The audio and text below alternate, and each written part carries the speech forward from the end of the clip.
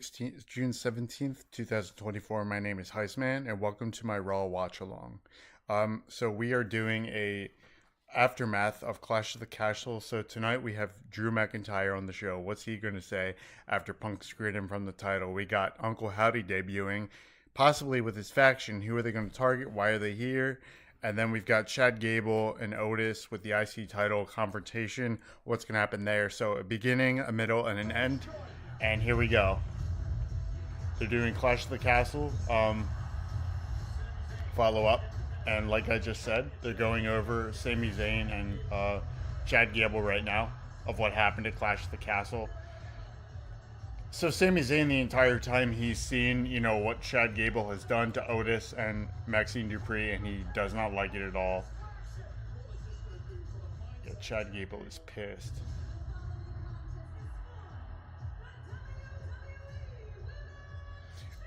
Bailey versus Piper Niven. That's going to be showcased on Friday of the aftermath on that, but we're just going over some reviews on the match.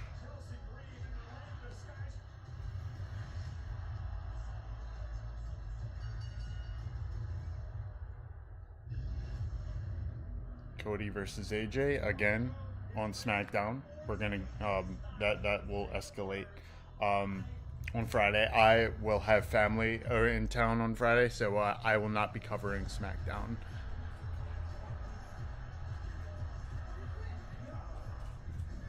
That was a good match. I like how they involved Cody's mom as well in that match.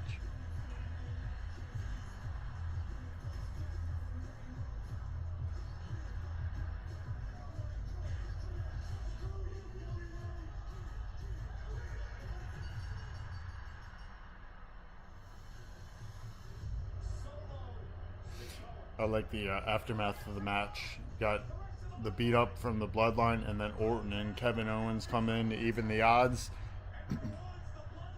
And then at the very end, you see Orton eyeing up the WWE Championship. He's got his sights on the title. He wasn't even looking at Cody. And then the big one, McIntyre.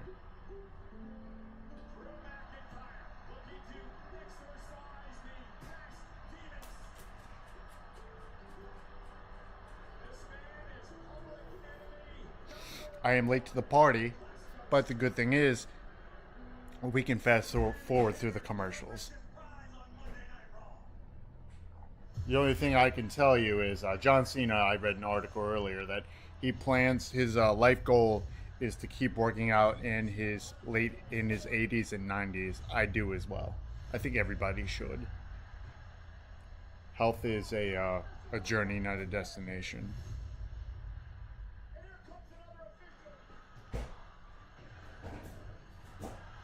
That was great, man. CM Punk showing up as the ref, that took everybody by surprise.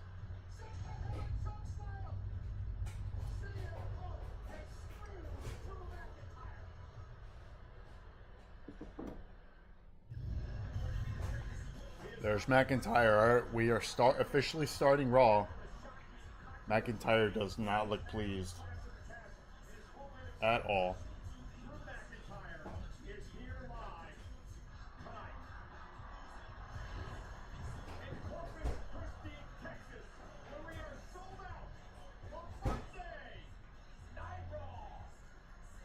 Is McIntyre coming out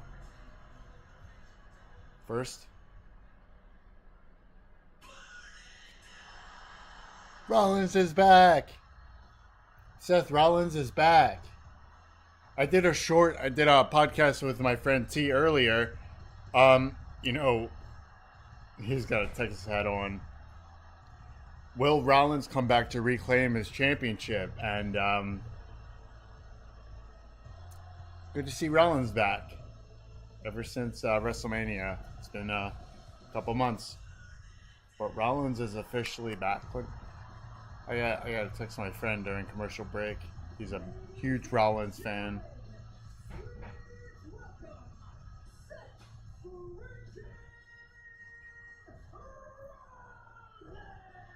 Hope everyone's having a good night, a good Monday. Hope everyone had a good weekend. Man, what a surprise.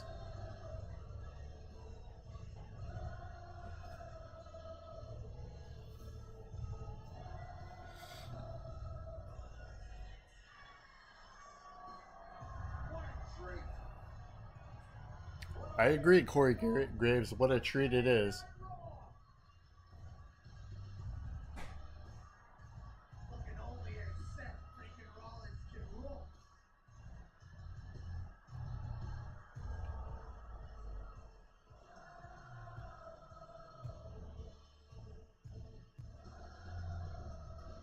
Will they give us a medical update?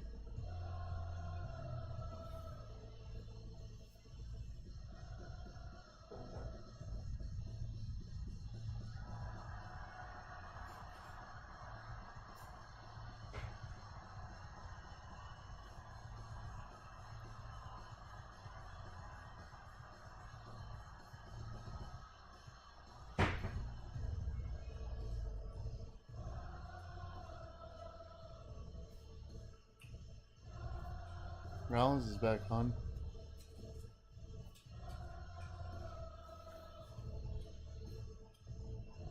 What are you eating? Oh, she stole your spot.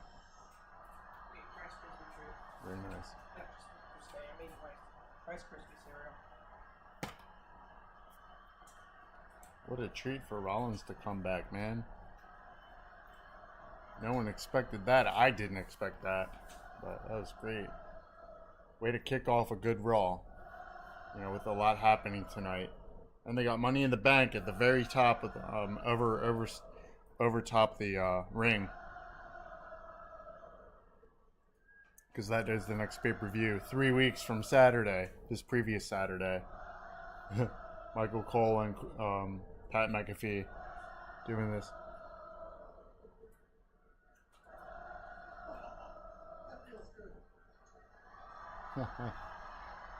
Rollins bowing to the crowd.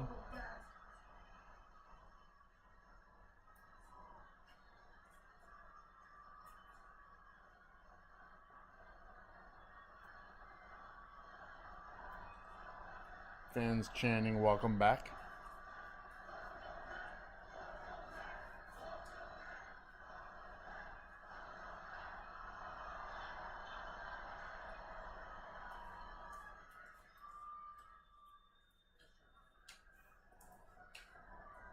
Corpus Christi.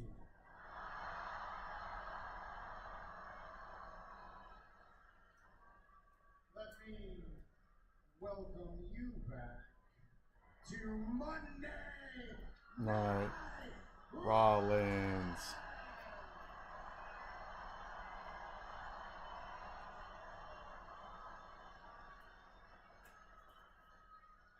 And in case you forgot, let me introduce your host for this evening. He is a visionary. He is a revolutionary. He is Seth.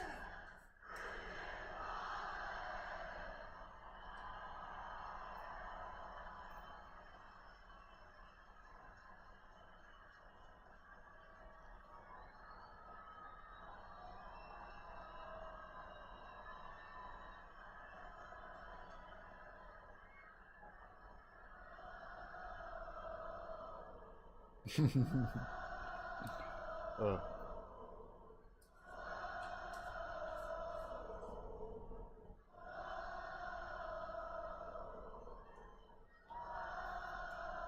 Oh my gosh.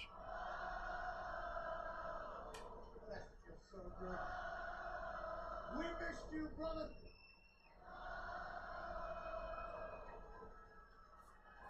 Yeah, I missed you guys too, man. Thank you very much.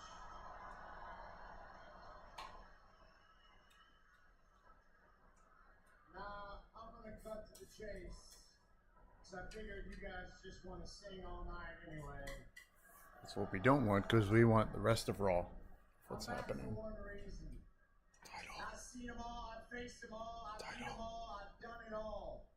But I got into this business not just to be one of the best. I got into this business to be the very greatest, best of all time. Punk? I don't know.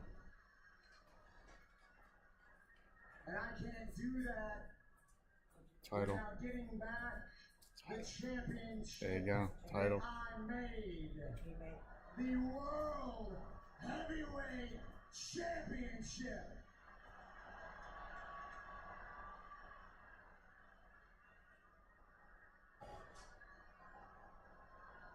Money in the Bank hanging in the distance. Rollins looking up at them. Now, Money in the Bank is only a few short weeks away. I know how to climb a ladder pretty well. I am quite familiar. So he's going to qualify. Contract, and I figure it is the fastest way for me to get back in the mix for a shot at the world. Uh-oh. Here comes Damian Priest. Here's a fast track to a championship opportunity, folks. We'll get into that later on tonight with qualifying matches, but there is the World Heavyweight Champion Damian Priest. And remember what happened at WrestleMania when Drew McIntyre defeated Seth Rollins to win the World Heavyweight Championship. The last time we saw Seth was that weekend. Damian Priest would cash in on Drew McIntyre to win the World Championship that night. And now El Campeon, fresh off his controversial victory this past Saturday night at Clash at the Castle. The only word that matters there is victory. He's still the champion. Boy, there was some stooges.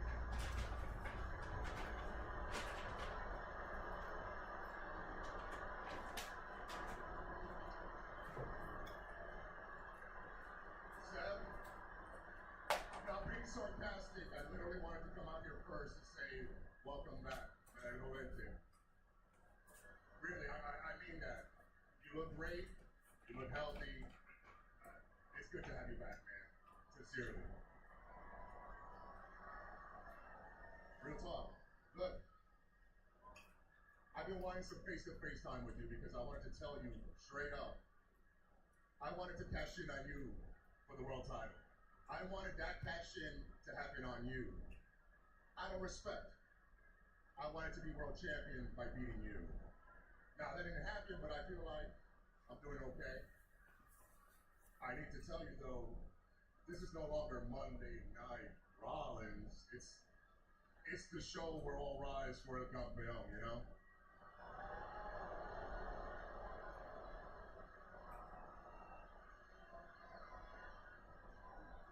Seth looking like a captain of the seas. You know what? Let's cut him some slack. He had a rough weekend, alright? Almost lost a leg over in Scotland. I like where you're coming from, alright? I like where you're coming from, and I kind of respect it. And here's the thing, Priest. You may not know this. You and I are a lot alike. Think about it.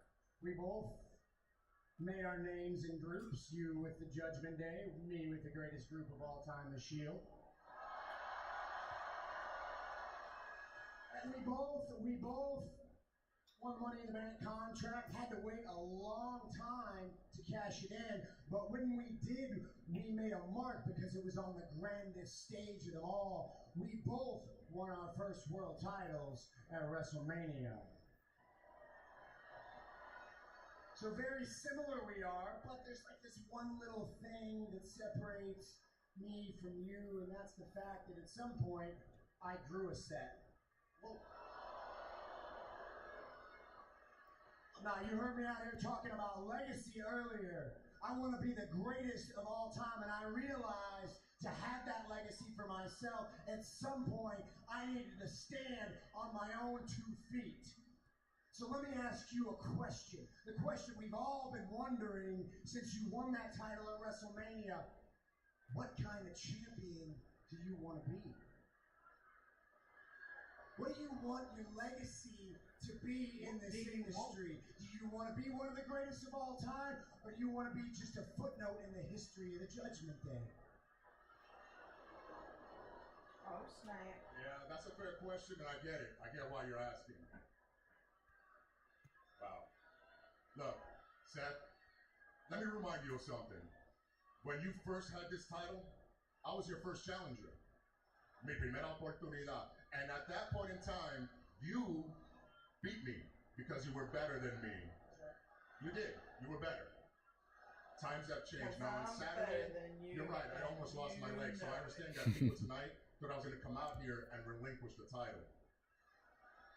The only thing I want to relinquish is the fact that you think you're better than me today.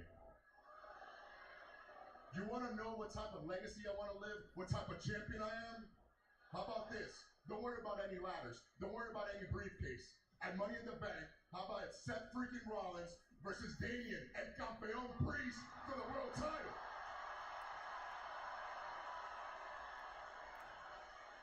You ain't serious, are you? This a trap your boy's gonna come out and jump me now? Is that what this is? I know you. No, there's nobody coming out. They don't even know I'm out here. This is between you and me, man to man. It's a simple yes or no. Do you want a shot at my world title or not?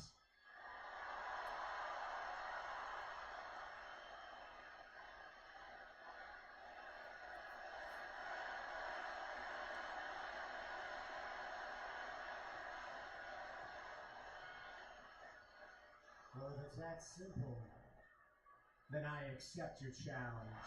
Okay. Rollins and Priest it. As long as I'm around here, this show will always and forever be Monday Night Raw. Ladies and gentlemen, Seth Rollins and Damian Priest have turned Monday Night Raw upside down. An agreement maybe later it will be turned upside down as well. I'm sure it will be. It's got to be a massacre. That's awesome. Seth freaking Rollins shows up out of nowhere in Corpus Christi, and then just a matter of moments later, we find out that he has another shot at the title with Damian Priest in a matter of weeks. What a wonderful start to Monday Night Raw in hot as hell, Corpus Christi. We're sold out tonight. Now, Seth Rollins mentioned he's a former Mr. Money in the Bank. In fact, he cashed in the heights of the century about a decade ago. Well, starting tonight, superstars will be qualified for this year's Money in the Bank contract. Qualifier: Jey Uso, Rey Mysterio, and Finn Balor.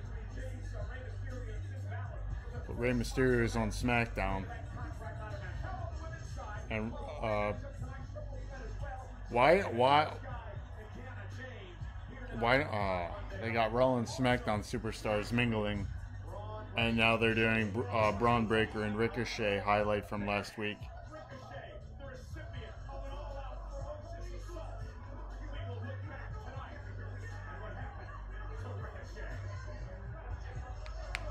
That was brutal.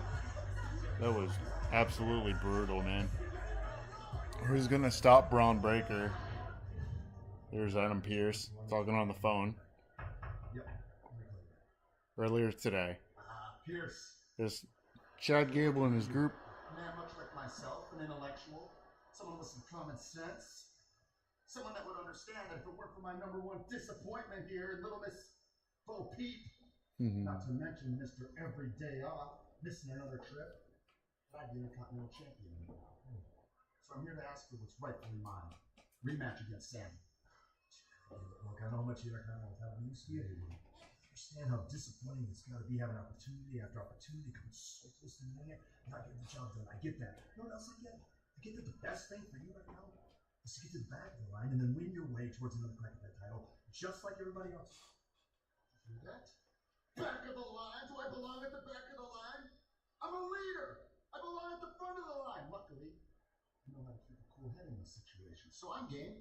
Why don't you find me someone worthy? Because I am. Chad Gable in a match tonight. I'm down. Sure. Braun Breaker. And I have the perfect opponent. Line him up. Hey, make it official. Official it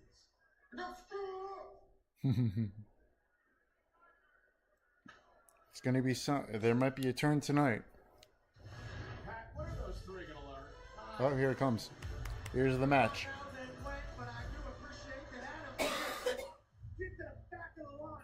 Gable earlier today. Poor Maxxine hobbling around now, not only in a boot but crutch. Yeah, Chad's gonna lose this match, and then the turn's gonna happen. That's my prediction here.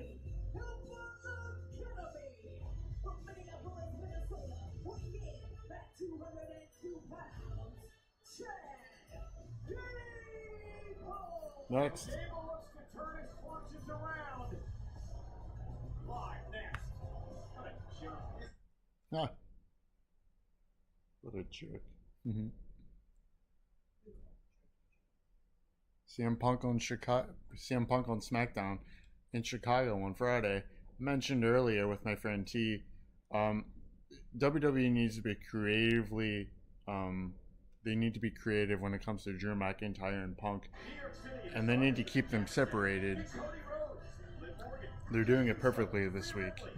And a couple weeks ago, they were both in cars. One drove off, Drew McIntyre, and then CM Punk pulled up behind him. Great. WWE needs to be strategically creative in keeping both of them apart until their match happens. And the mic work between those two will make the video package when that match happens great. Alba Filer and Eyelid on the screen right now. I don't care. Although, with one of them losing their mom in Orlando and then getting the match and winning the match in Scotland was very nice. But Jade and Bianca will get those titles back for sure. Is it going to be? Uh-oh. Braun Strowman. Well, I was kind of close. I mean, Braun Breaker, but Braun Strowman, oh boy.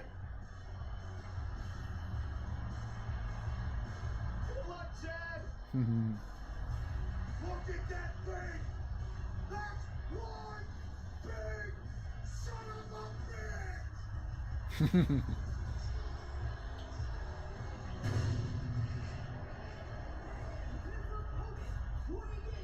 Ooh.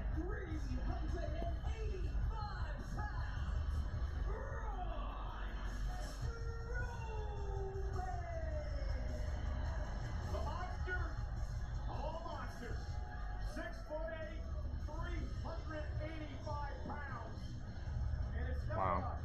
Coincidence that Chad Gable is standing behind Big Otis. And when you see that meat mountain, you want to bring in your own meat, but that ain't enough meat. Keep up that big son of a bitch. You know, Chad Gable was in a general manager Adam Pierce's office claiming that he.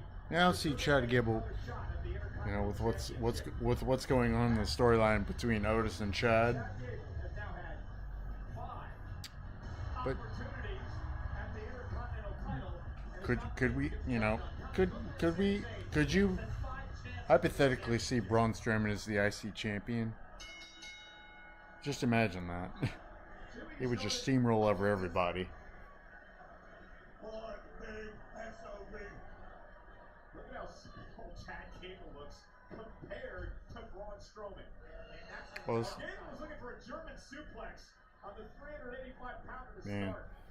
if anyone can back suplex Braun Strowman, it's Chad Gable. He's very strong for his size. Oh. And I agree with that. I mean, he's a tremendous competitor, though, Pat. I mean, let's not make any mistake about that. He's a former U.S. Olympian. Chad Gable. Ooh, meta boot. How about this? Trying to get back on the winning streak. Did you have to face that man? Yeah, Adam Pierce is really throwing his fastball today.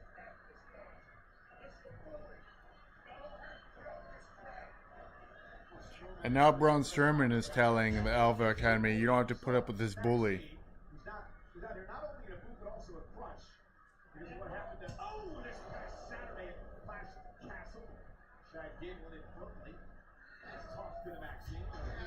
Ooh, Chad got railed into the turnbuckle and just. But Otis had to carry Maxxine out here. Otis, good person. Maxxine, by all accounts, good person. Tozawa, good person. Just being conned by somebody who suffers from responsibility deficit disorder.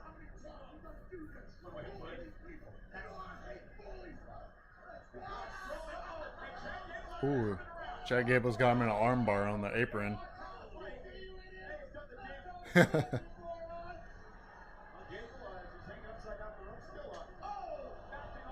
Ooh.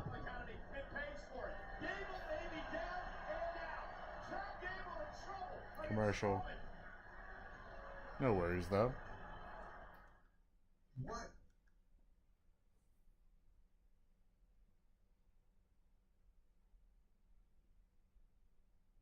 The magic of fast forwarding.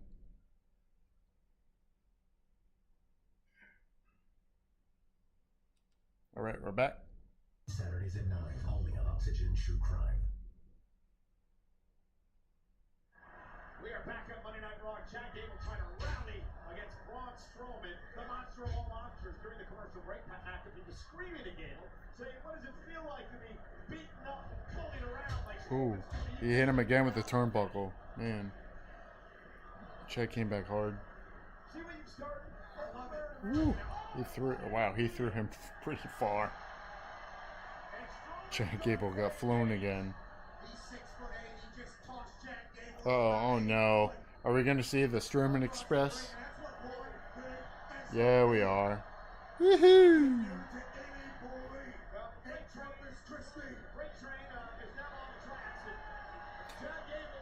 Oh, Chad Gable's running away. Tozawa in the way. Uh-oh. He just threw Tozawa into Strowman. Or into Gable. Gable back into the ring. From shield to torpedo, that's Tozawa's knife. Oh, laid now upon Strowman as Gable tries to cut Strowman down the sides. Any cowardly move Chad Gable will use. We know that from And Strowman, oh my goodness, power slam cover on Gable. And Chad is done. Wow, Chad lost. Clean. No interference from Otis. But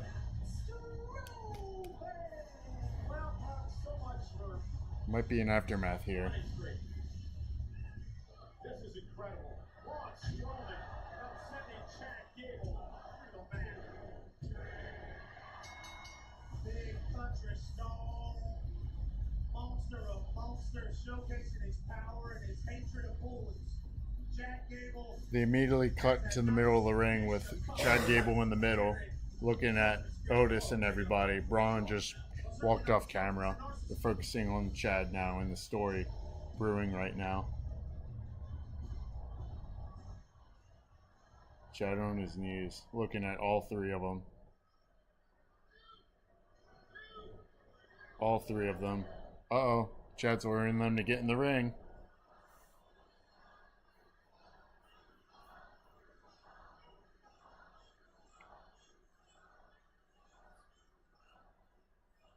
All three are getting in the ring.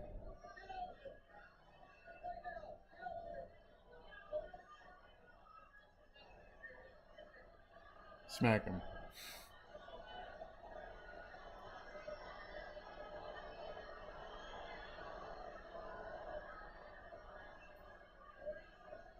Maxxine is getting in front of Tozawa right now.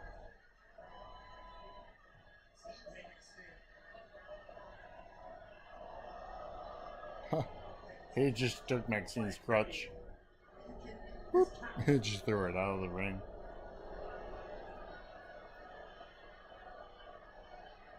Get out. He's telling me get out. Hobble out. Hobble out. Maxxine can't even walk and Gable's demanding her to get out of the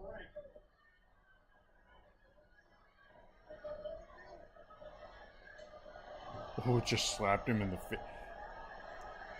He slapped Tozawa in the face, and now Otis is turning, sees what he did to Tozawa. And now he's looking right at Chad. Yep, this is it. Up, Otis pushed him, and now he ripped off his shirt.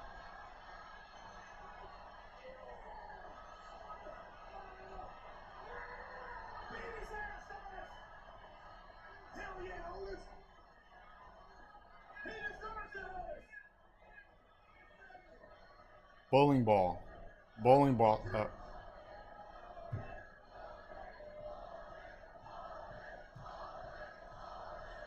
Fans are cheering for Otis.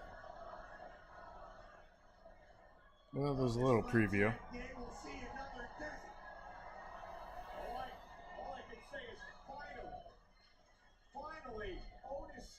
Uh-oh. Otis looking back in the ring.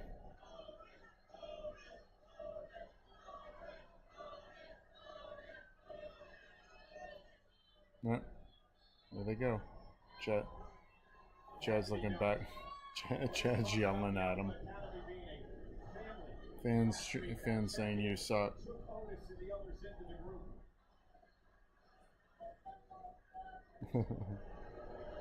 Booing Gable. Otis had enough of this egotistical, narcissistic jerk of a bully, Jackie. Yeah, I'm pumped. I'm excited that Otis finally seemingly saw the light. We all wish he would have beat Well, Otis pushed him. He's pissed, but we need to see a full turn eventually. Massive story on Monday Night Raw. The situation between Liv Morgan and Dominic Mysterio. And now we're going off to Liv Morgan and Dominic right now. What happened last week on Monday Night Raw? Take it away, Pat. So last week, these two right here were a massive piece of the conversation throughout the entire evening. So we're looking at backstage. I'm so sick of you right now, but I'd really, really like to see you here. And I think that you'd really, The room really key like card. to see me too. Whoa, pause it. That's a hotel room key. What does that mean? Welcome to my room. Later tonight, this would cause all types of chaos all evening. Roll it. Keys right here. Nobody's supposed to. Right where? Oh, somebody's got it. That night would continue. Where's the key card? Oh no! You're talking about a thing here for Dominic Mysterio. Because I don't have that good eye. What's funny is that Pat McAfee used to be in the NFL, so you know how they do the board and they circle stuff? That's what they're doing right now with the Liv and Dominic situation. We found it. It was in his pants. He spoke Spanish. He asked the same question as us. This is evil. It has to go. It's gotta go. Hold on now. Wait a second. Rewind. Bang. Let's keep an eye on this hand right here. A Finn Balor. Play it. Pause it. Mr. Balor. Mr. Balor took the room key. We thought it was Dom. There's no way it was McDonough. Lito's eating an apple. McDonough. Problems. And Finn Balor now has a hotel room key in his pocket. What the hell is going on, Paul? You know what that means? I do, but I don't know if we can talk about it live on Monday Night Raw. Whoa, I don't know what you're Maybe Netflix. Just chit-chat. And then if look at these assholes in the Judgment Day. I'm a deadbeat dad on Rey Mysterio. Are you kidding me? This group sucks. It's funny. And Liv Morgan would fan the flames yesterday, Father's Day, a playoff, of course, Dominic calling Rhea Ripley, Mommy, happy Father's Day. Daddy, Liv Morgan wishing Dominic Mysterio. There's Dominic in the backstage. They're looking for the key card. There's Carlito. This Braun Strowman is turning into a runaway train. We gotta derail this very ASAP. What's going on? Hey.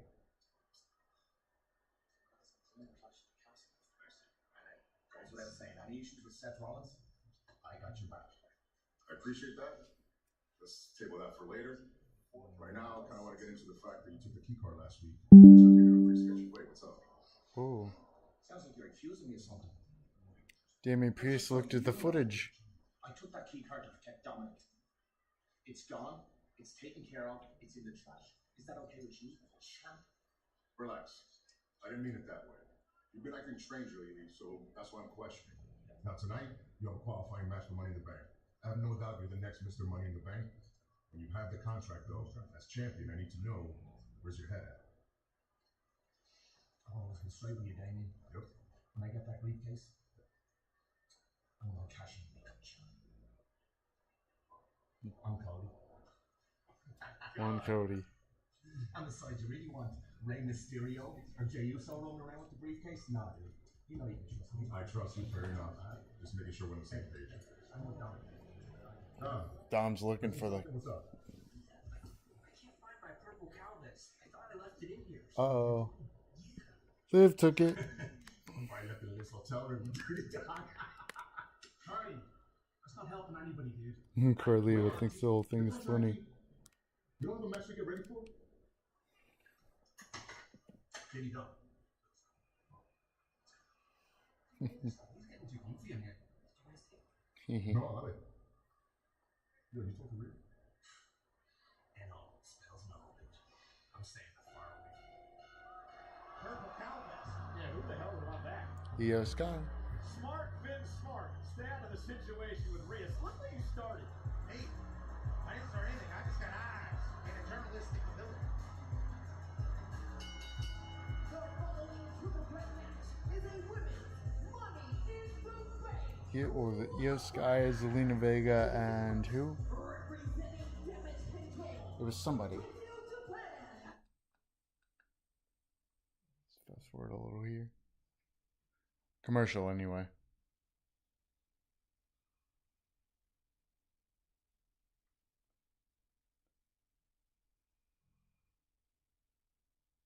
Ah, Kiana James. That's it. Another commercial.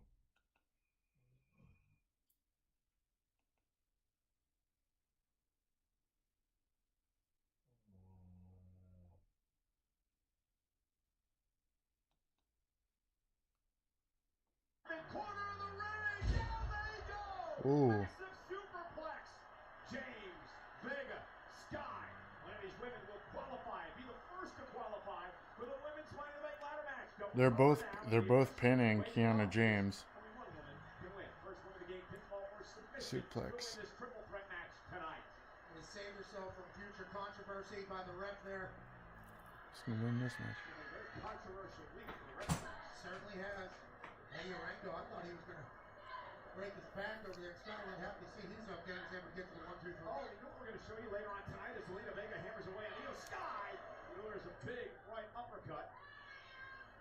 And Zelina Vega, nice counter, kick to the face. And Oh, she almost went for the code red. And now slip through. Io. Look at that, Sky. Oh, and a backbreaker knee to the spine. Really later on tonight, we're going to show you exclusive footage of how CM Punk got the referee's shirt and inserted himself into that World Heavyweight Championship match. Are they gonna show that footage of Punk from the on that backstage? Now showing off that gymnastics background. Smooth transition from the back handspring into the shoulder. Now James showing off her power here as well. Oh, now goes Zelina Vega, stacks her up for the win. Io Sky breaking things up. Shoulders down on James. Kick out by Kiana. Big boot from Kiana James to Io Sky. Nice arm drag from Zelina. The other person's going to interrupt immediately. And Vega Now they're. James able to roll through. Big kick by Zelina Vega. This is awesome chance. Hell yeah, Corpus Christi. Is she paying homage to her husband? Oh!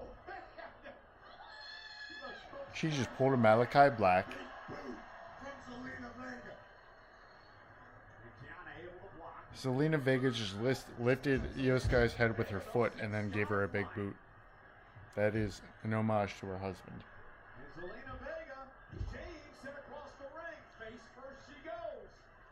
Powered by Zelina. Io Sky. Io. Springboard missile drop kick. Springboard. Is Io winning this match? Now Io Sky Although she won last year. Miss Money in the Bank. You know, it would be cool if Kiana James won this match because her business attire, her business gimmick, it would make sense to have a briefcase. You know, going to business, you know, going to work with a briefcase. You know, yep. I see Kiana James winning this match just for her gimmick alone. We shall see. The code red. Thought that was going to be 1, 2, 3. Zelina Vega's heading the Money in the Bank. Vega very impressive tonight. Now Zelina slides out to the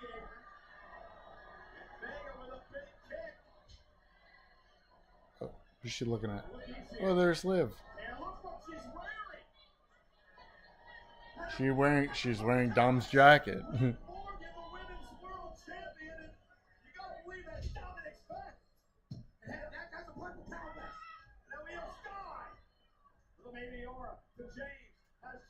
Uh-oh.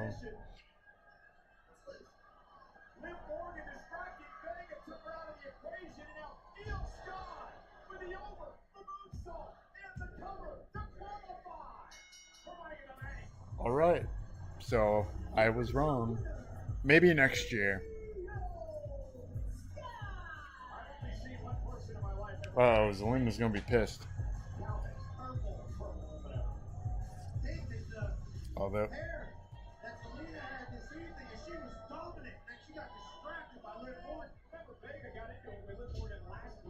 Liv came out in the middle of an LWO match, and Io Sky took advantage of the over the moonsault. She's the first of 6 to qualify now for the Women's Money in the Bank ladder match. 4 qualifying matches on SmackDown this coming Friday.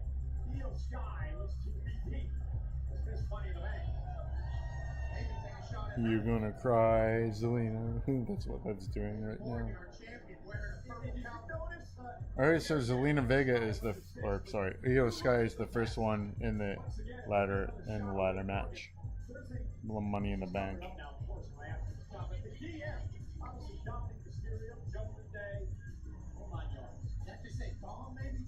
There's a lot of different ways you can read that as. That's Dominic Mysterio's purple cow vest. Okay, how did she get it? Did Dom give it to her? Did she take it? What do you think? She took it. He said to protect Dom, but he still has it. I mean, there's a lot going on with that. Nonetheless, congratulations, Io Sky, now part of the Women's Money in the Bank ladder match. Well, earlier on tonight, we told you we were going to show you what happened last week. The destruction of one race. Yeah, this guy's a beast. Who's gonna stop this guy? I don't know.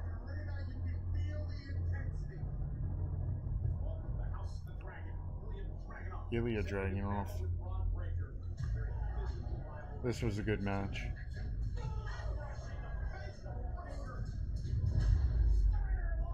I watched highlights. I missed last week.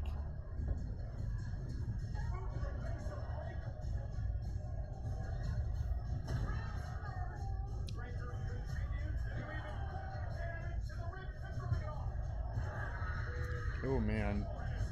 Ooh. So after the match, Ricochet helps Dragunov with the, from the beat down from Braun Breaker, and oh boy. Yep, there's Ricochet. Yep. Ricochet helping Ilya Dragunov from a spear that would have took him in half on the barricade.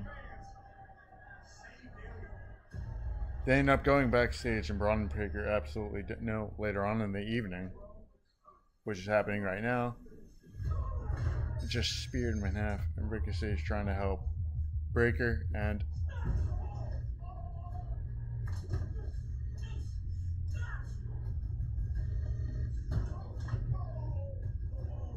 the thud, man.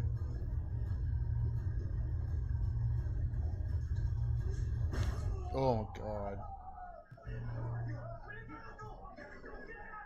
Jeez, that was bad.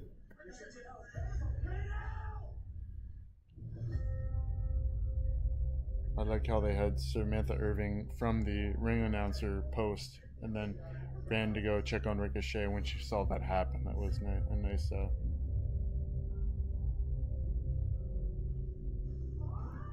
attention to detail. Yeah, that's a nice attention to detail there. And here comes Sami Zayn. What's next for him?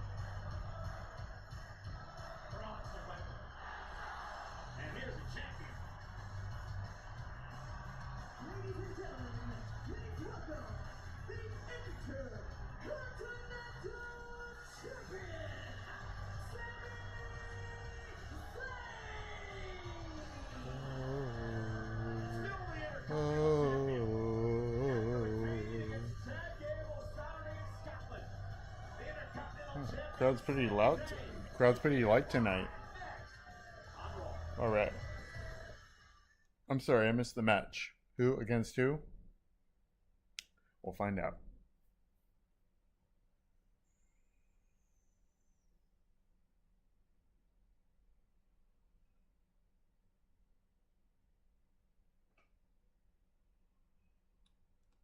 We are back live. True crime. Stream past episodes on Peacock. You know, Pat, today, WWE announced that Canadian Look at Texas. Beautiful city. Sami Zayn will debut his comedy show, Sami Zayn and Friends, due Toronto, on Thursday, July 4th at 8 p.m. Huh. Sami Zayn and Friends. Huh. WWE's massive Money in the Bank weekend. Tickets go on sale Wednesday at 10 Eastern at Ticketmaster.ca, but pre-sale begins tomorrow, 10 a.m. All you gotta do is use the code FRIENDS. Friends. Netflix is a joke festival, and everybody said it was awesome. I can't wait to hear how that show Look at that water in Texas. Ooh, it's like a lime green. Really, really pretty. Enjoy the sunshine while you can. Intercontinental Champion Sami Zayn's in the ring. Is he gonna talk? Ah, he's got a mic in hand.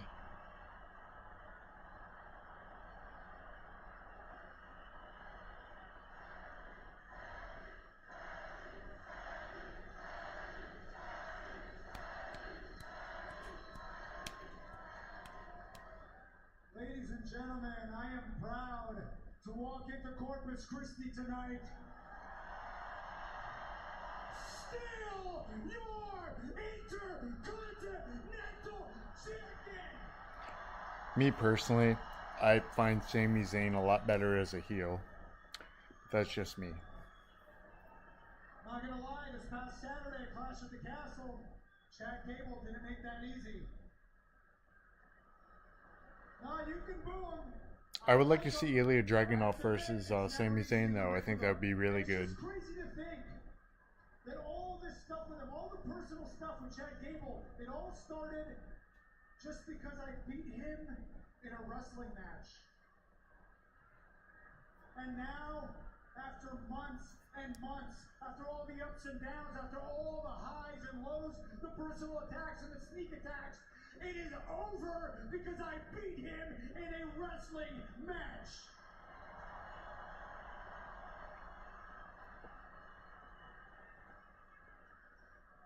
As far as I'm concerned, I am moving on from Chad Gable. But I'd be lying if I said it's going to be easy to move on from the Alpha Academy. Because I feel for those guys, I understand those guys, I've been those guys. But if there's one thing that my time in the bloodline really made me learn, it's that everybody has to do things on their own time. I didn't leave until I was ready. Jey Uso didn't leave until he was ready.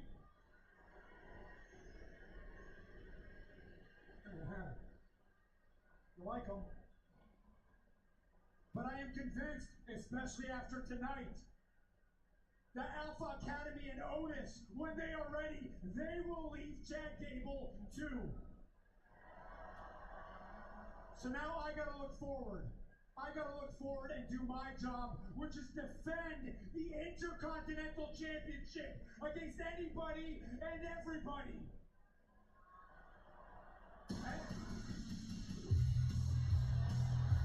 Anybody and everybody. That's what Sami Oh said. boy. Braun Breaker. Referring to a dog.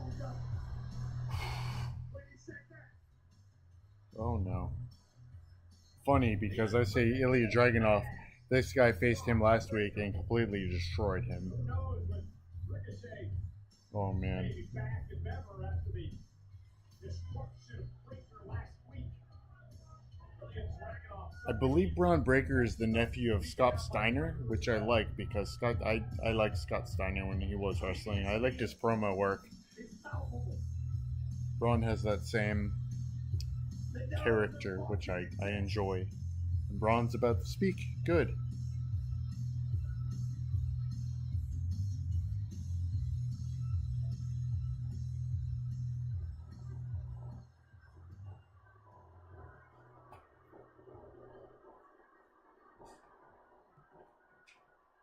Ho, ho, ho.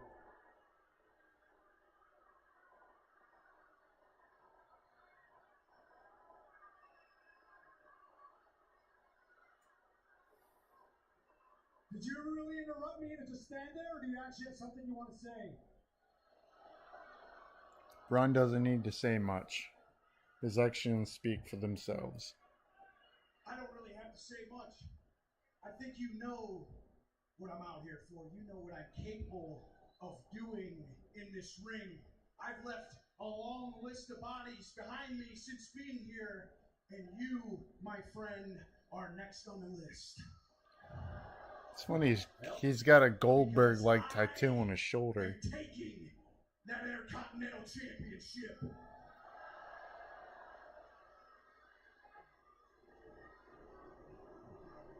Ho, ho. Dogs in the house. I'm not talking about mine.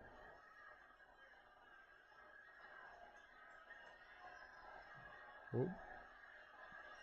Chad Gable Sami Zayn lifting up the title in his face. This is what you want?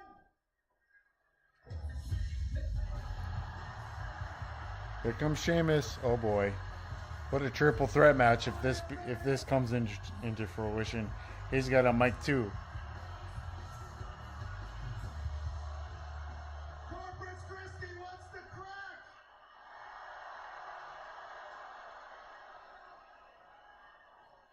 Pump the brakes there, Sami. My friends, my fellow Ginger Ninja. You know what I mean? As everybody knows, I have been chasing that title there for a very long 5 years, putting on banger after banger.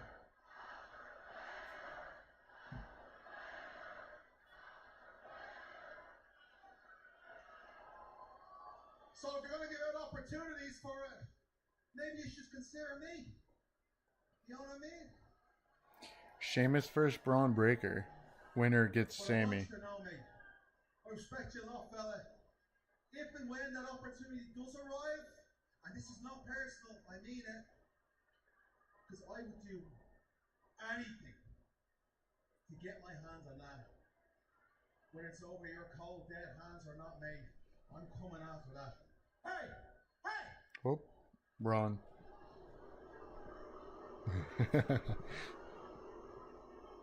You're just gonna walk in here, act like I'm not even standing here? You out of your mind? Huh? Ooh. Nobody cares about you, the list of championships that you haven't won, the sob story that goes with it, all right? We all know what happens when you get in my way. And right now, you are standing in my way, and I will kick your ass too. Don't say that to an Irishman. He'll beat your ass.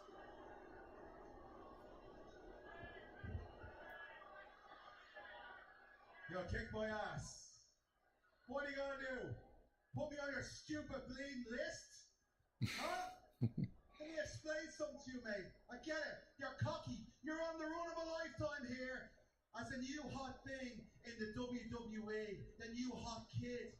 But as far as this IC title goes, you have absolutely no skin in the game.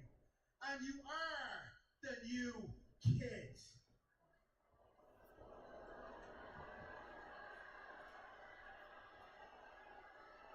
So why don't you get to the back of the line, Breaker, before I make you? Them fighting words. Hey, Sami with the mic. Well, it seems like you guys really need to sort this out.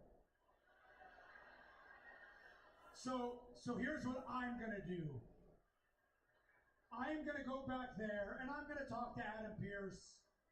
Because I'm pretty sure the people of Corpus Christi don't want to see the two of you talk it out. I think they want to see the two of you fight it out right here later tonight.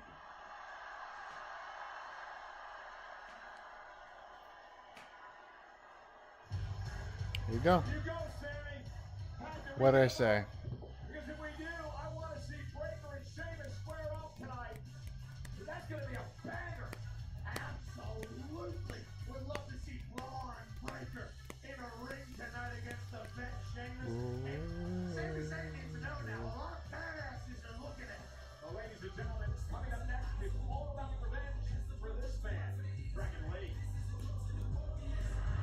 I don't care for this. Carlito cost me the chance to tag. This is the least of our concerns on tonight. WrestleMania XL. XL, you mean 40. He took me out like a coward.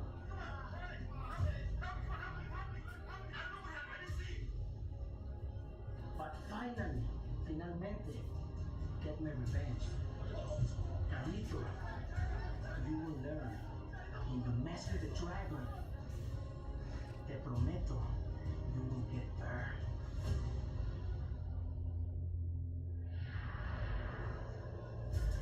And here we go.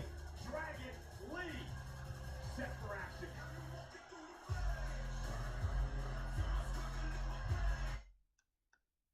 Commercial.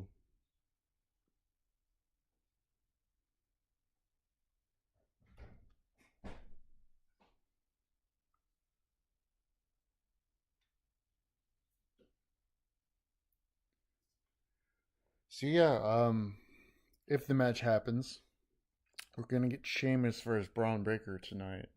I think that'll be a really good match. I don't know how long it's gonna go. Could go 5-10 minutes.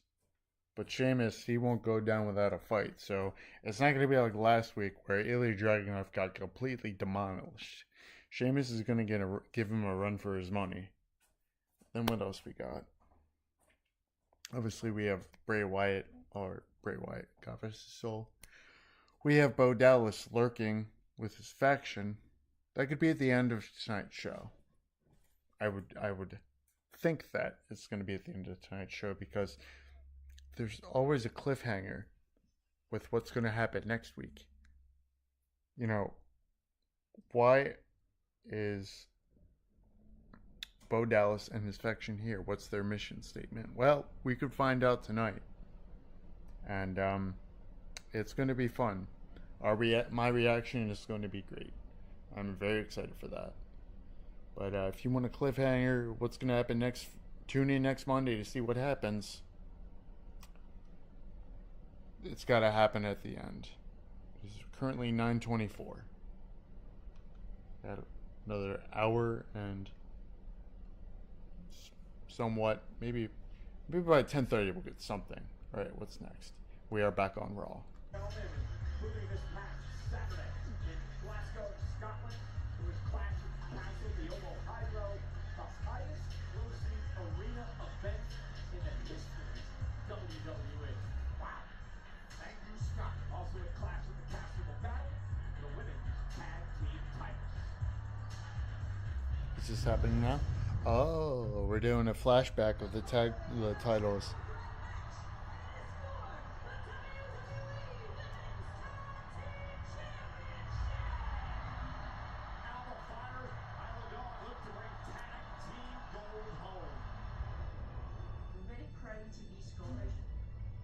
We're coming to take over WWE in our hometown.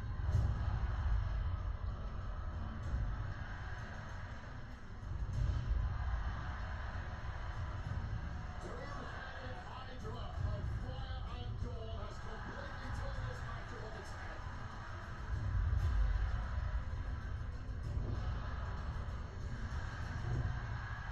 Cover, now by Dawn. New tag champs. We have absolutely zero chance of beating us. What's next, girls? We might find out once this video package ends. I'm Jackie Redmond backstage. Alright, they're backstage.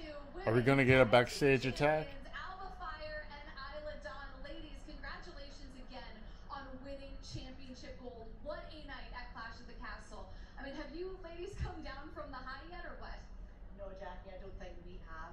It was a dream come true to win these titles in front of our friends, in front of our family, and we got to celebrate with them. It is everything we've worked towards and more.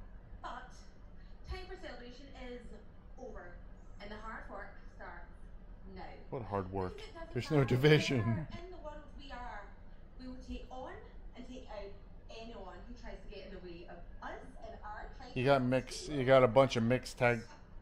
Oh, there's Shayna and Zoe. You guys already lost. We beat them pretty handily last week, yeah? Oh, and even though the ref missed it, I am certain that at Clash, They did announce that. They announced that botch. Just keeping those titles nice and warm for us. You're not winning it back. You're not winning it. That's for Jade and Bianca, maybe. We're coming for those and taking what's rightfully But they did the right thing in giving Isla Dawn and Alba Fire those titles in their home country after one of the mothers tragically passed away in Orlando. I'm really glad they did that. Poor girl. But now we're doing Dragon Lee versus Carlito right now. But I will be right back.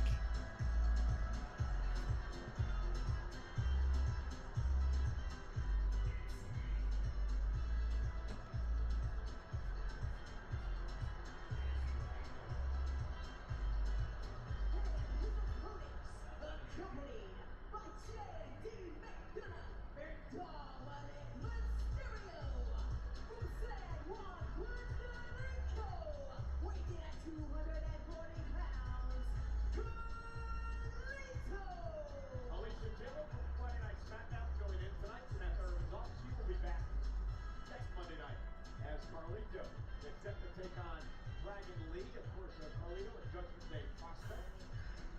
Waiting for his cutlass route. Backed up tonight by Dirty Dom and J.D. McDonough. JD's got a vest on. Dominic doesn't. Yeah, his purple cow vest was seen on somebody else this evening. And Dragon Lee unleashing on Carlito. And tonight's matchup is presented by the Bike Riders, starring Jodie Comer, Austin Butler, and Tom Hardy. Only in theaters on Friday. Dragon Lee sends Carlito into the corner. This is what Dragon Lee is. Fast, explosive, electrifying. And a kick out. Carlito cost Dragon Lee an opportunity to be a part of WrestleMania. Dragon Lee has not forgotten as he drives Carlito out of the ring. Carlito thinks he's earned that opportunity, but Dragon Lee thinks that Carlito's incredibly jealous and has led to quite a war. Now sent into the barricade, and Carlito has taken over. He's busting his back right at the top of the barricade as dumbass Dom almost up an apple back to Carlito. Every city we travel to, they all have one thing in common. They hate disgusting Dominic Mysterio. Oh, that is sure. Look good on that disgusting power. Yeah, that was a fascinating play by Drew. Well, obviously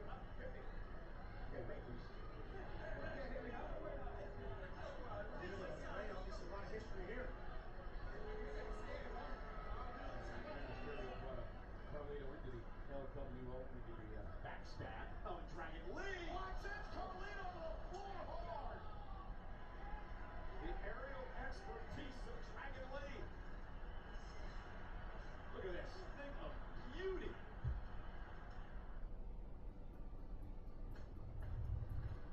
I can't wait to see what I'm capable of.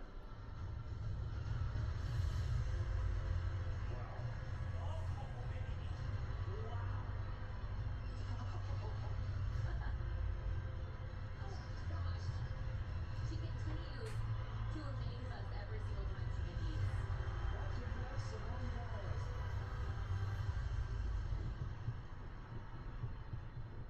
We never thought that with Verizon, saving on the best in entertainment was going to be so easy. Disney bundle, Netflix, Max, now we don't miss a thing. Before, we had to pretend we'd seen all these shows. I mean, we're not really good actors. I found it so pure. Pirates? All I could do was nod and say, so good. I was on the edge of my seat. So good. But now that we have Verizon, we can stop pretending. Disney Plus, Hulu, ESPN Plus, Netflix, and Max. All for just $20 a month. Only on Verizon. My turn. Arby's has let other burger joints have their little fun. Playtime is over. The meat professionals will take it from here. Arby's, we have the meat. With so many choices on Booking.com, there are so many Tina Feys I could be. So I hired body doubles. Mountain climbing Tina at a cabin. Or tree climbing Tina at a beach resort. Nice. Booking.com, Booking.yeah. Pizza Hut just changed the combo game with the new My Hut Lights. Starting $6.99, it's the ultimate soul meal. Get a personal pan pizza or melts and your favorite side. Combo like you never comboed before. Know what our Pizza Hut? When the sawdust settles and the engine finally roars, the thing you care about most is the job well done. But when you get your tools from Harbor Freight, something about the job feels a little different. Your wallet. Because we believe no matter what you're working on, you need high quality tools at a great price. And that's what we're all about. Whatever you do it for less at Harbor Freight. Why do dude wipes clean better? Is it extra large? Because they're flushable. Because obviously wet cleans better than dry. Let's watch. The wet side clears, while the dry just smears. It's just like our butts. Dude wipes. Best clean, hands down. Isn't it absolutely bonkers that you can walk into a store, hand someone a piece of plastic, and they will willingly hand over Reese's cups? Forget flying cars. This is it. We're at the pinnacle. And meet Reese's distant but delicious cousins.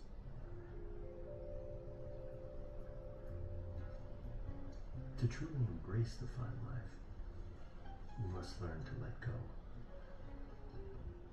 Bienvenidos a la vida más fina. At Wendy's, you can get English muffin and seasoned potatoes for just $3. with a light and fluffy toasted muffin. And crispy potatoes, love. This is my breakfast. Yes, yes it is. Grab a proper $3 Wendy's breakfast for a limited time. Dragon Lee is putting on a show on Monday Night Raw as he goes one-on-one with Carlito, who's an associate of the Judgment Day. Lee, of course, partner on the LWO. Here's the cover. Hook to the leg on Carlito and a kick out at 2. Joaquin Wilde, Rey Mysterio ringside for the LWO. Dirty Dom and J.D. McDonough. Carlito tonight. Dom's got a lot on his mind. His best friend missing, and Liv Morgan showed up with him. There's a lot happening in the Judgment Day. Carlito's the newest member, and he's in a fight with Dragon He's Lee. not a member yet. He's an associate or a prospect. Stadium recently called. Nice release German by Dragon Lee. And Lee now caught by Carlito. Down goes Lee. Swinging neck breaker from Carlito. Now Carlito into the cover. Looking to win the opportunity to get revenge. And Lee kicks it too. The impact. Dragon Lee hits so hard. So quick, so agile. Using his momentum against him. Carlito with a massive neck breaker. I was thinking about this earlier. J.D. McDonough is probably like the last person that should be giving Dominic advice about anything.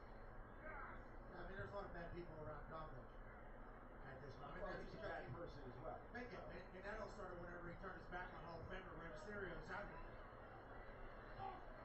Great play by Dragon Lee. And Lee now. Oh, and Carlito. And Dragon Lee looking to put Carlito away. Lee is so fun to watch. Big back body drop. Carlito has in this match, though, at any given moment. Overwhelming power advantage. Veteran instinct, former Intercontinental Champion, United States Champion. Dragon Lee, great balance, lands on his feet. What? Oh my goodness! Is that enough to put him away? Almost had him. Carlito kicks out.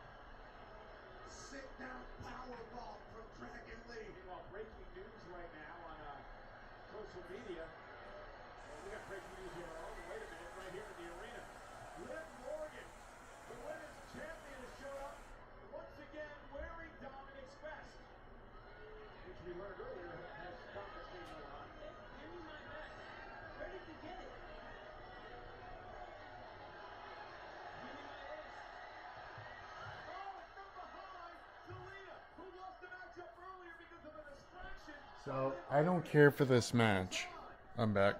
I don't care for this match, but it's what is going on right now towards the during the match. JD McDonough and Dominic are on Carlito's corner. You got Liv out. You got Liv coming out, beating up Zelina from the LWO, and then Rey Mysterio and Dominic just had their little back and forth, and Carlito just won. Now the LWO is helping Dragon Lee. Liv Morgan,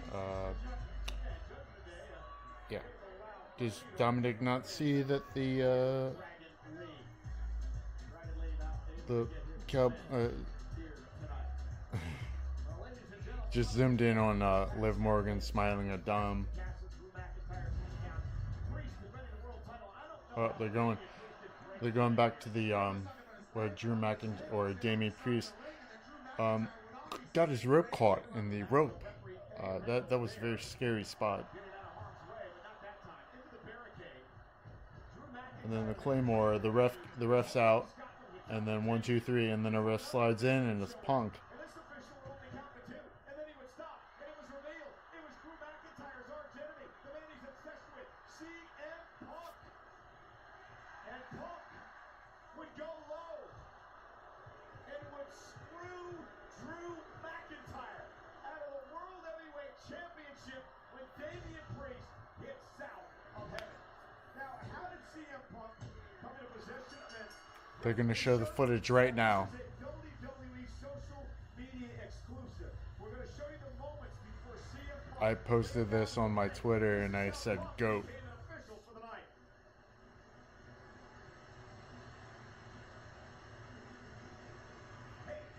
Jess, you got an extra shirt? Give me your shirt. Give me your shirt. Yes, give me. Yeah. Just give me that one. I don't care. I got this one. Why do you? Don't worry about mine. I have it back. You have it back. Don't worry. All right. There's McIntyre. He's pissed. McIntyre is next. Oh, QR code.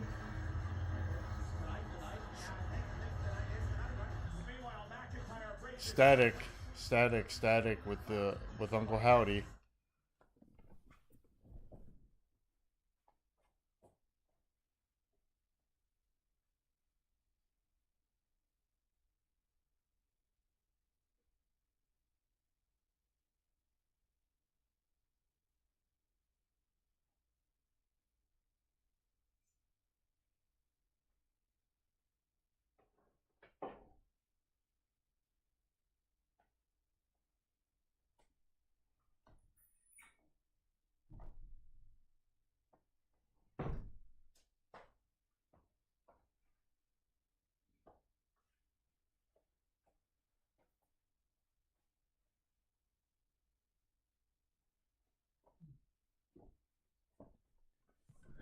Thank you for being patient. So we got some static while Drew McIntyre was walking.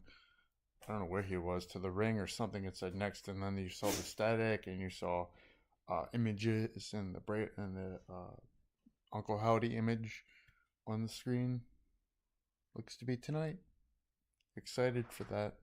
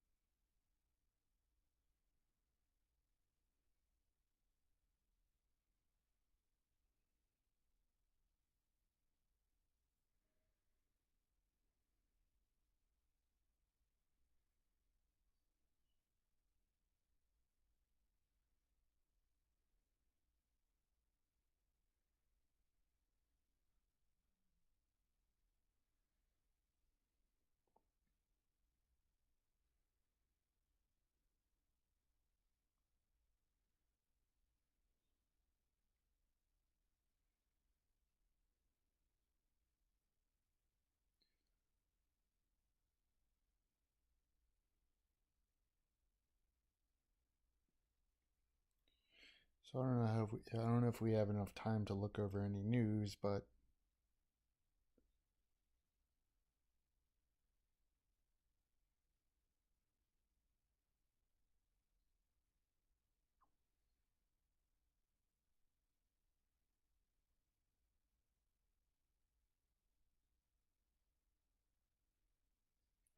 report WWE Bad Blood coming to Atlanta in October. Interesting. I like it. I missed that pay-per-view.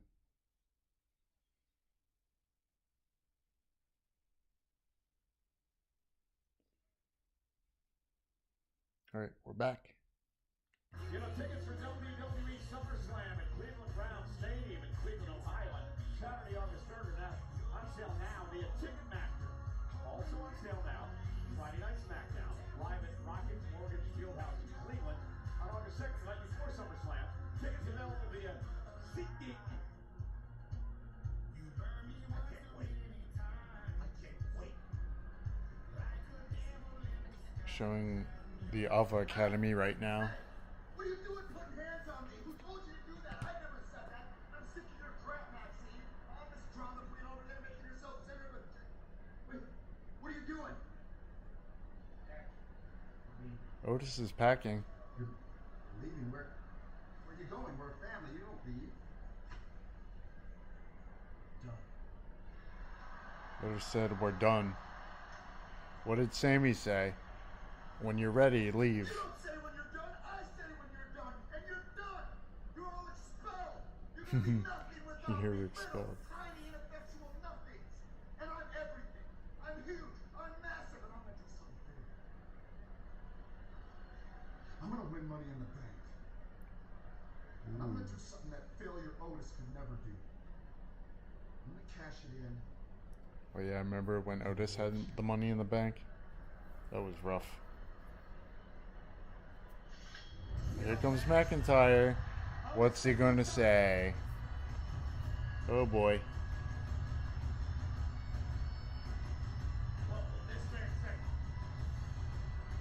Yeah, he's in no mood. Nope.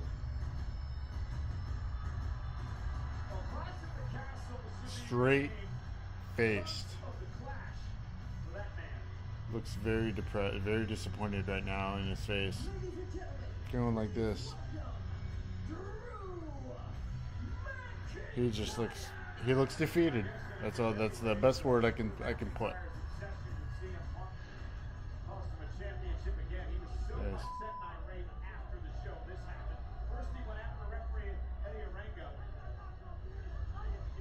Yeah, Punk was going, or McIntyre was going after everyone after the match.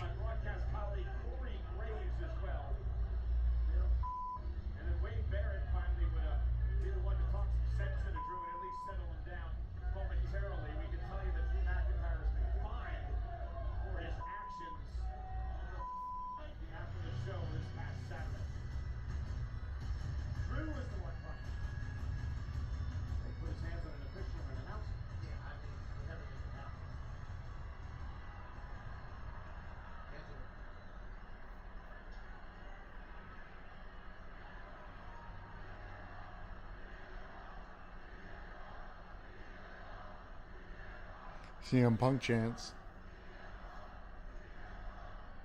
That's gonna make him even angrier.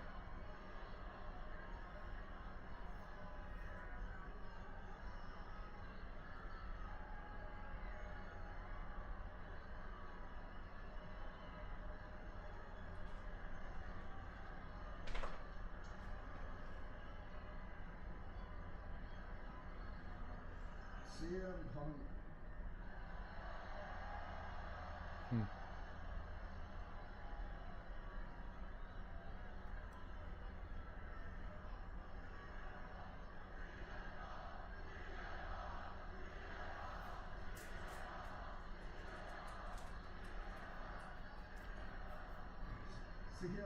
CM Punk.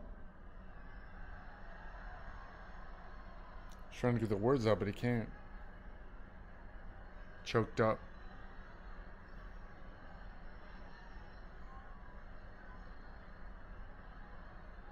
I can't do this anymore. Screw this company. I quit. Oh shit. Well, he did get fined, but that's not... Adam Pearce trying to talk to him sense into him. Oh. I can't imagine. Oh wow, they cut quick. They cut quick. Oh my gosh. Woo. Oh boy. Jeez. Yeah, Adam Pearce, he said that, stormed off. I can't, screw this company, I quit. Walked out of the ring. He was walking up the ramp. Adam Pearce was talking to him, talking sense to him, and they cut it quickly. Oh, man. A Dunkin' commercial. Oh, man, I haven't had Dunkin' Donuts in a very long time. Although I did read that Krispy Kreme is coming up with their own version of the Munchkins. Very excited for that. Hands down, Krispy Kreme, the best donuts I've ever had. Maybe 5-0. I mean, there are a couple places in Sarasota right now that they have very good donuts, but Krispy Kreme, if we're talking nationwide, oh, they're so good. Even internationally. I remember I was in Amsterdam and they had a Dunkin' Donuts there, and you could create your own donut there. That was pretty cool. But donuts, can't go wrong. Although there's a place called Detweiler's near us. They have their own fresh donuts. Oh my god, they were so fluffy, so good, so good. Yeah, you can't beat a donut in moderation, because they are high in sugar and fat. In moderation, which brings me to my next article. John Cena says that his health goal is to work out in his 80s and 90s. Can't do that if you're eating donuts. Yeah, that's one of my life goals too. I think everybody should do that. When I first started working out when I was 14 years old, my dad, with my dad, he had a friend. He was 93 at the time, or in his 90s, and he was still going to the gym and working out. I was like, wow, good for him. In fact, I'm gonna text him.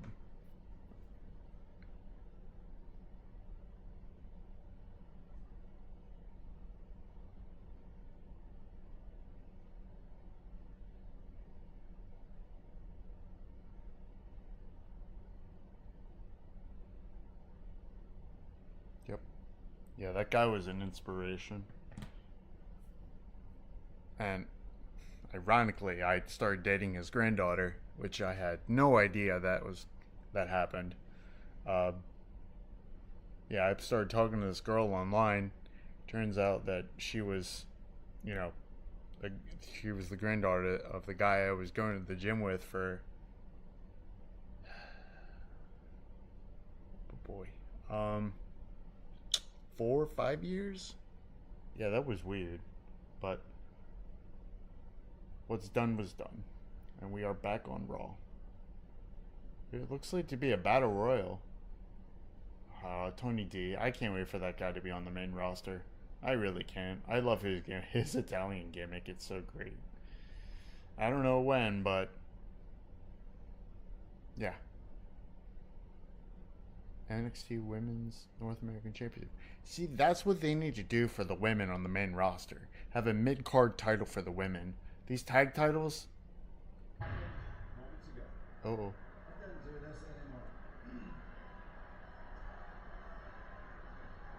Are they gonna do a backstage segment? I quit.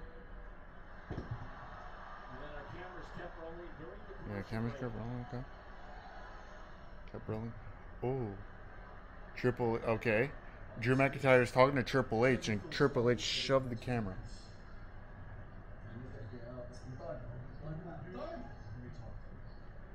Triple H was trying to talk to him, and he's like, I'm done.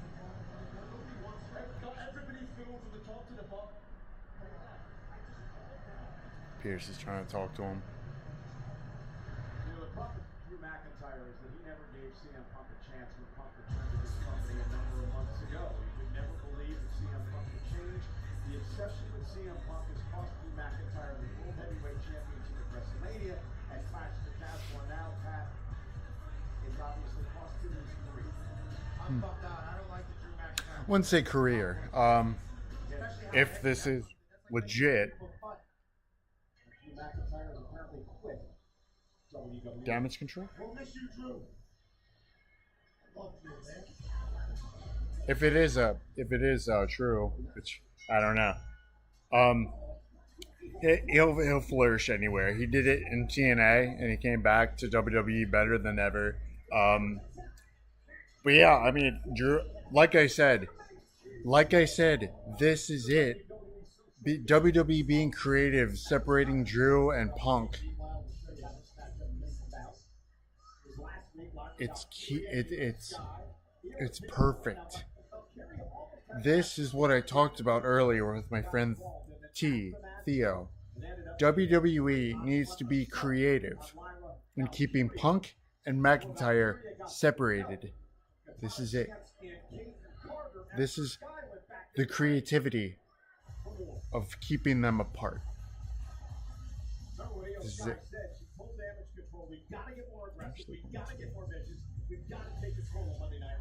I'm actually going to tweet that out. We are quite a turn-setting evening for Damage Control here on Monday Night Raw. Partner and Chance were the tag champs before Asuka and Kairi Sane took the titles from them. And this is Katana Chance starting things off. And in the corner knocks Kairi Sane off the apron. I'm going to tweet this out. Sorry, guys. I'm going to tweet out my thoughts right on this right now. Chance with a drop kick. Tag made. Here comes Kate and Carter. Double team action. The former tag team champions. Look at that, spinning around. Party starting. And Kate and Carter now with a splash. Quick, so much happening. Almost get lost in the storm. Bailey, life of the party, tremendous athlete.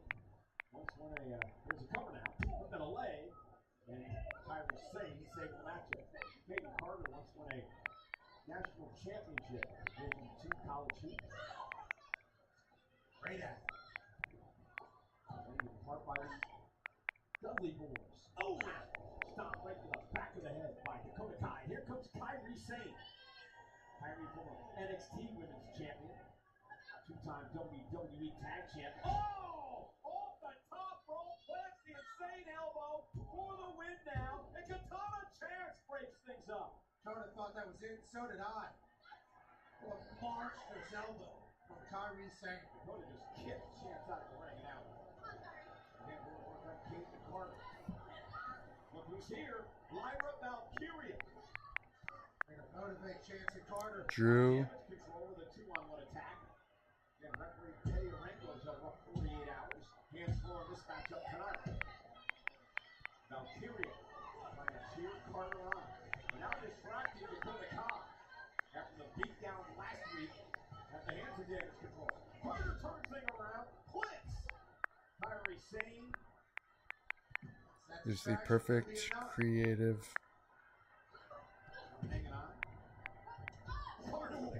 way to keep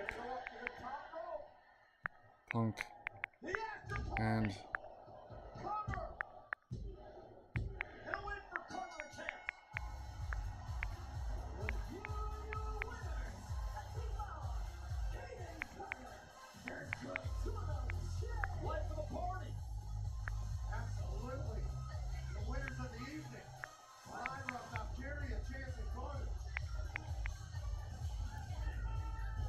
Gentlemen, it's been made official by General Manager Adam Pearce. That man, Braun Breaker, goes after Sheamus one-on-one.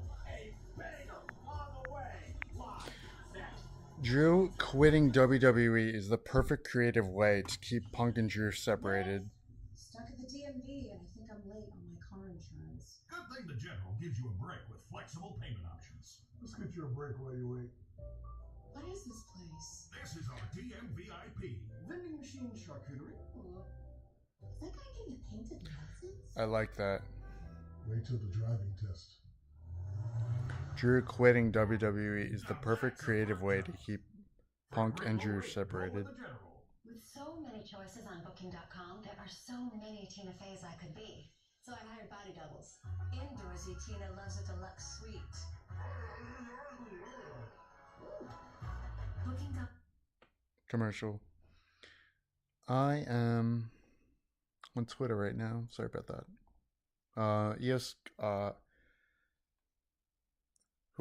I wasn't even paying to that women's match. Someone from Damage Control won. That's all I know.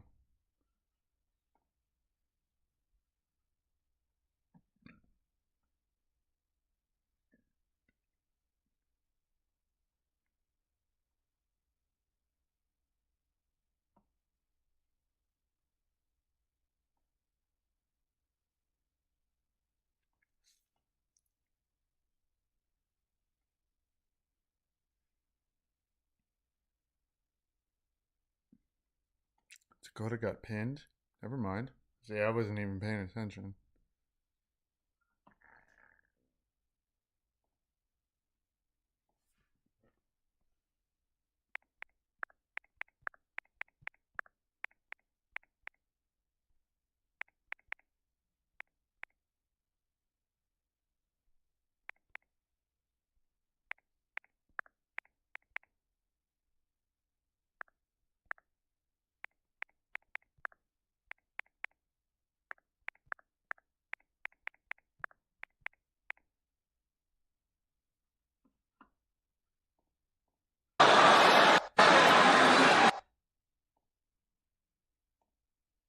Trish Stratus.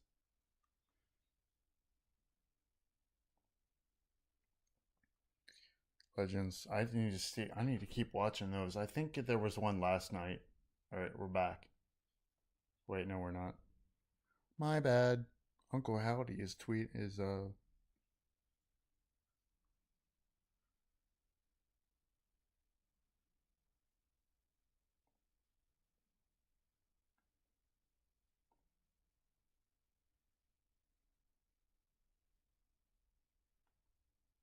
oh my.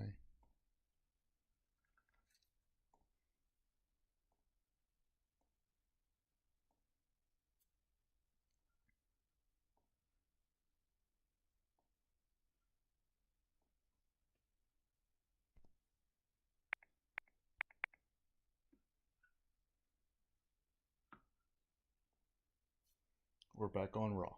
Raw tonight with the return of Seth Rollins, who would confront the World Heavyweight Champion, Damian Priest. Don't worry about any ladders. Don't worry about any briefcase. At Money in the Bank, how about Seth freaking Rollins versus Damian El Campeón Priest for the world title? This is between you and me, man to man. It's a simple yes or no. Do you want a shot at my world title or not? If it's that simple, then I accept your challenge. But just remember this, Priest. As long as I'm around here, this show will always and forever be Monday Night Raw. And General Manager Adam Pearce would make it official 2 weeks from Saturday in Toronto. Damian Priest will defend his World Heavyweight Championship against Seth freaking Rollins. Remember, Rollins lost the title to McIntyre at WrestleMania. Priest would cash in on McIntyre. Oh, that's funny. Lyra has no beef with us. I don't understand. Why? Damage control has to change. Or I will change things myself. I knew you was going to be happy. You know, Monday Night Raw Sami? is presented Oh, by- it's the match. Oh, Bike Rider, yes, starring Jodie Comer, Austin Butler, and Tom Hardy. It's only in theaters. Wait, I mean this Friday. It's this Friday. The Bike Rider. The Bike Rider. I ride, you ride. Thank you for sponsoring Monday Night Raw. Hell yeah, the Bike Riders. We can't wait to watch. Love the motorcycle movies. And there's the Intercontinental Champion, Sami Zayn. Very interested in this upcoming matchup. Ladies and gentlemen. Ladies.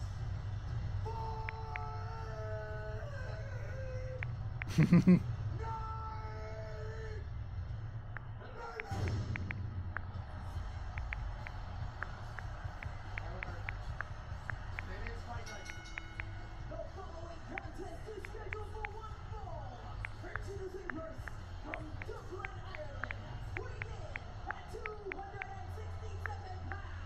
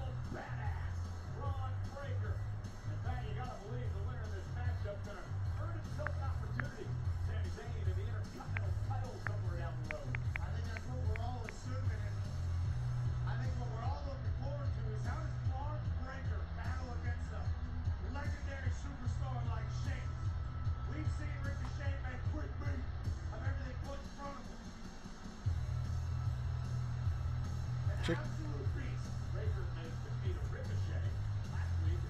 Knows he wants to hit again. I'm gonna keep posting this shit, dude, because that's some really. Now, Sheamus called Breaker the new kid. Number of times. Kid. Exactly.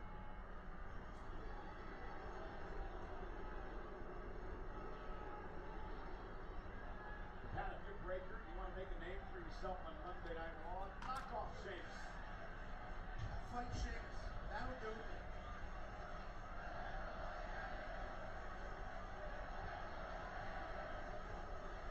Breaker goes 6'14" football.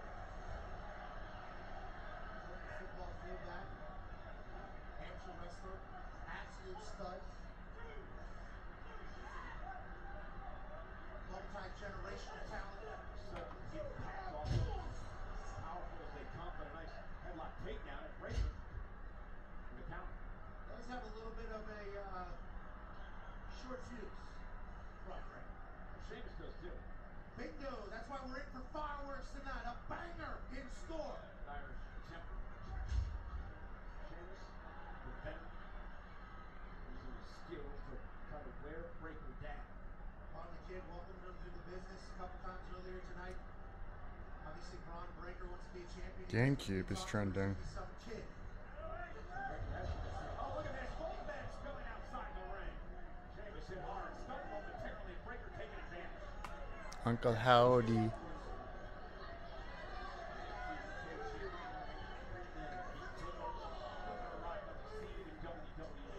Big uppercut by Sheamus. Now he's hunting the Intercontinental title with Sami Zayn. Sheamus said, wait in line, fella. Incredible battle last week between Breaker and Dragunov. Braun Breaker now slips up from behind. Here's that quickness I was talking about. Look at him go. He runs the ropes. And I'm not kidding you, folks. And I said this a couple of weeks ago, and people reached out and thought I was crazy. 23 miles per hour. That is how Braun Breaker runs the ropes. That's how fast this man is. That was at the end of a 4-show week, so he was a little bit exhausted. Everybody's thinking he can get up to 25, 30 miles an hour. It's like he hits a NOS can in a car like Fast and Furious coming off the ropes. Sheamus though, turns it around into an Irish curse backbreaker. Think about the wily veteran Sheamus. He's seen them all, he's battled them all types, all sizes. I see guys that are able to shift gears, but I don't know if anybody can move as like Braun Breaker. And Sheamus with a classic rolling senton. Now, just slowing down the pace. This classic Sheamus. Wear your opponent down. Get down and dirty with him. They're thinking at some point the dome's going to start running wild. Well-placed elbows to the ear of Sheamus. And Breaker, oh, what a throw. Breaker just tossing Sheamus. You have to wonder what's going through that man's mind. Sami Zayn, who most likely will meet one of these two men for the Intercontinental Championship. Oh, and Breaker's shoulder first into the post. And now Sheamus driving Breaker up over the top rope and right in front of the announce table.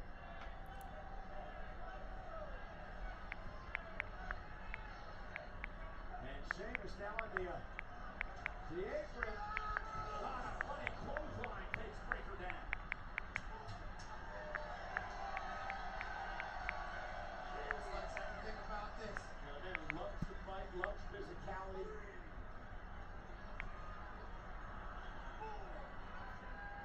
Official Sean Bennett, count. Oh, Breaker hangs Sheamus up on the top rope.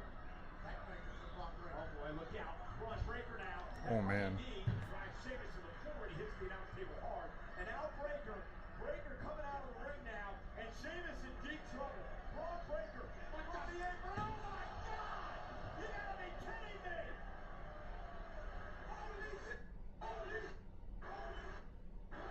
Oh man. Men are down.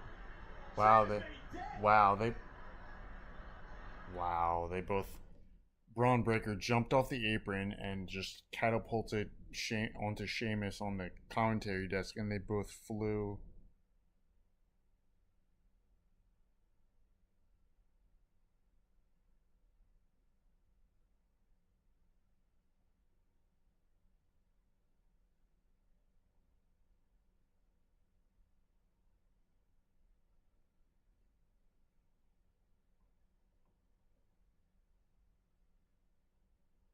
Mm.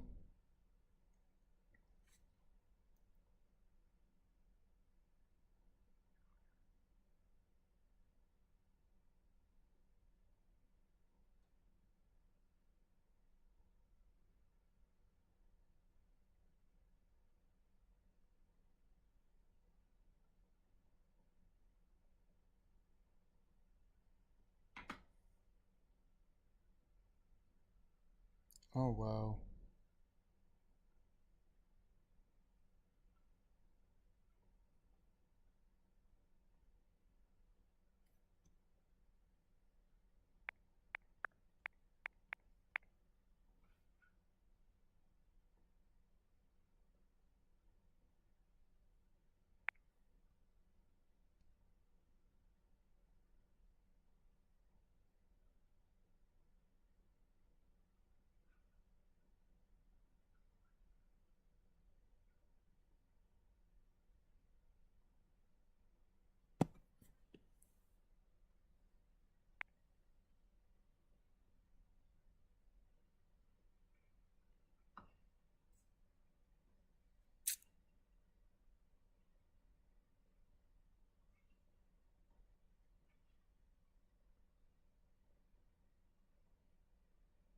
Mm.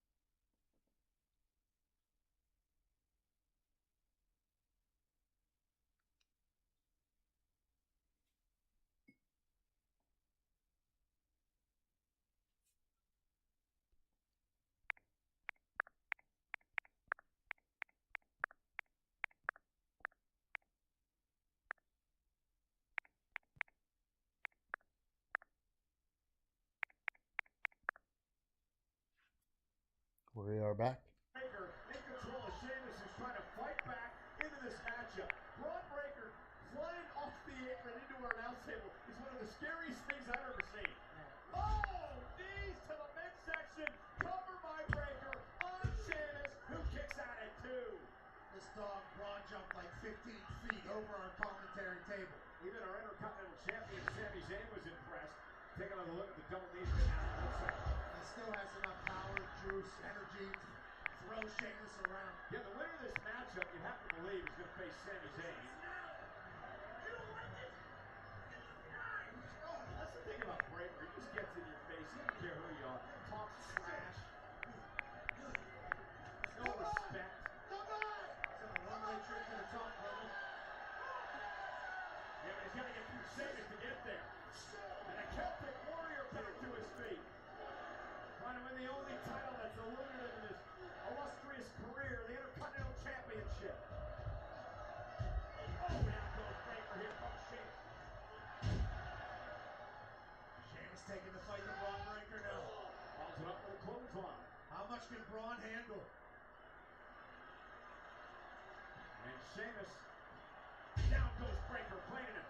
Covered by the Celtic Warrior, hooks the leg, forces Breaker to kick it 2. If you're Sami Zayn, right? Who on earth do you think? Yeah, that was my phone ringing. Who on earth would Sami Zayn want to face, Breaker or Sheamus? I think Sami Zayn's looking at 2 guys he doesn't want to see in a ring right now. Both these guys flying. Sheamus seems to be stronger than he's ever been, more focused than he's ever been, and Braun Breaker has been on an absolute tear. That's life as a champion. For me, I don't know if you want to get in the way of the freight train that is Braun Breaker. And Sheamus now breaking. Oh, look at how quick. Slips from behind. And now he's got Sheamus where he wants it. Blow to the spine by Breaker.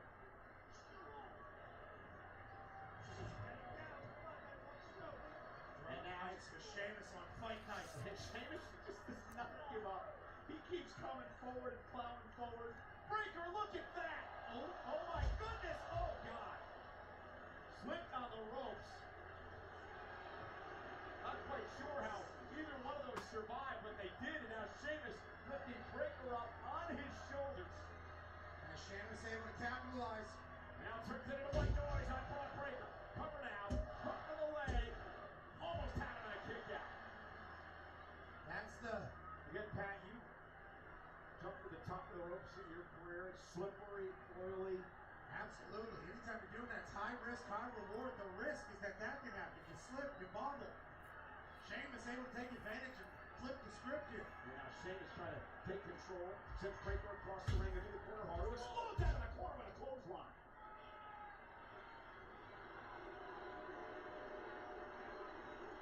Braun Breaker able to regather himself. Eyeing down Sheamus as the dogs were barking at Corpus. Oh, and a running knee. Cover by Sheamus for the win, and maybe an intercontinental shot and a kick out. Damn. By Breaker. This match is hard hitting. Zayn's on his feet ringside. How could you not be? An instant timer on Monday Night Raw. And somehow Breaker able to kick out. And Sheamus maybe closing in on a big win here on Monday night.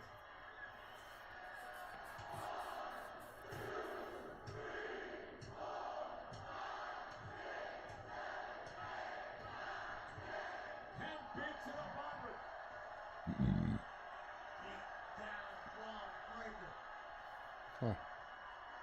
Sheamus can feel it.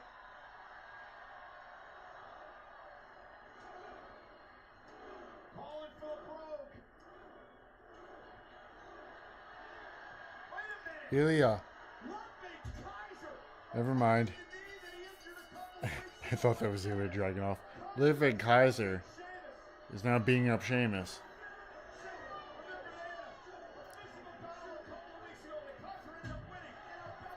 Ooh. Oh yeah, they had beef a couple weeks ago.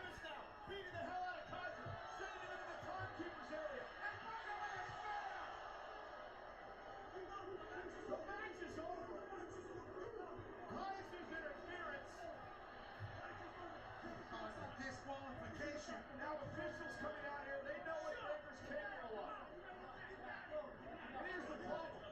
Breaker's been pissed off at the world because he believes him and cost many opportunities here. And once again tonight, cost another opportunity, perhaps in the Intercontinental Championship.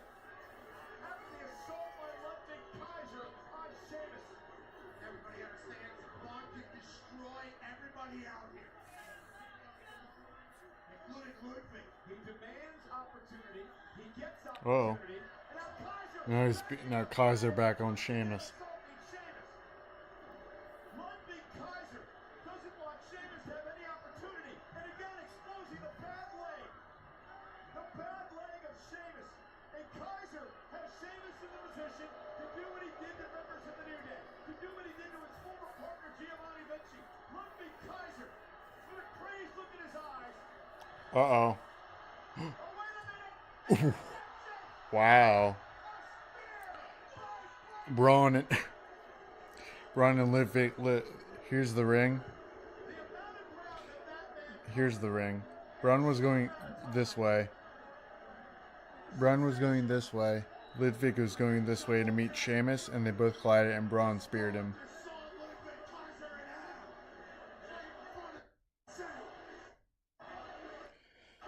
Oh, I can't wait for Netflix. They're bleeping out holy shit. Gotta love network cable. Uh-oh. Wow, Breaker just pushed Sami.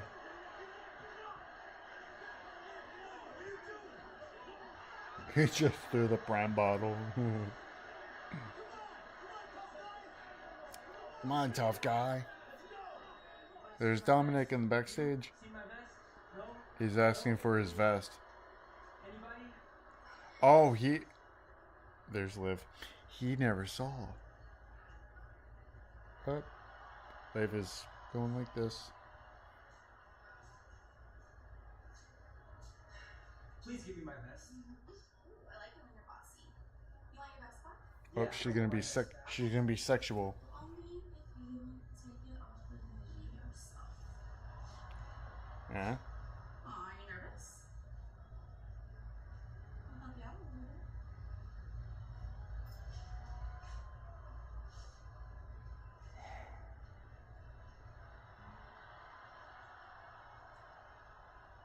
Who's that? Oh shit, Damien. Oh, Damien came around the corner. I was just getting my vest, bro. She had my vest. I was Grab your stuff and go to the clubhouse.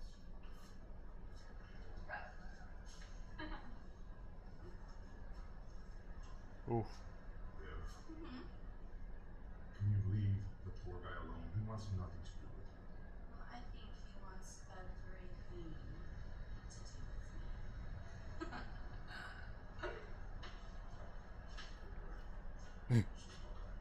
Damien said, "Oh boy." Oh, but I said in my podcast earlier. I also said this too. I said both. WWE needs to be creative with keeping Drew and Punk separate. That's what they did with, Drew quitting WWE. But I also said, with Punk being on Chicago on Friday, could be an eye for an eye. Punk embarrassed Drew in his home country of Scotland. Drew could very well embarrass Punk and beat the shit out of him in Chicago. But then again, he said screw this company, not screw Raw.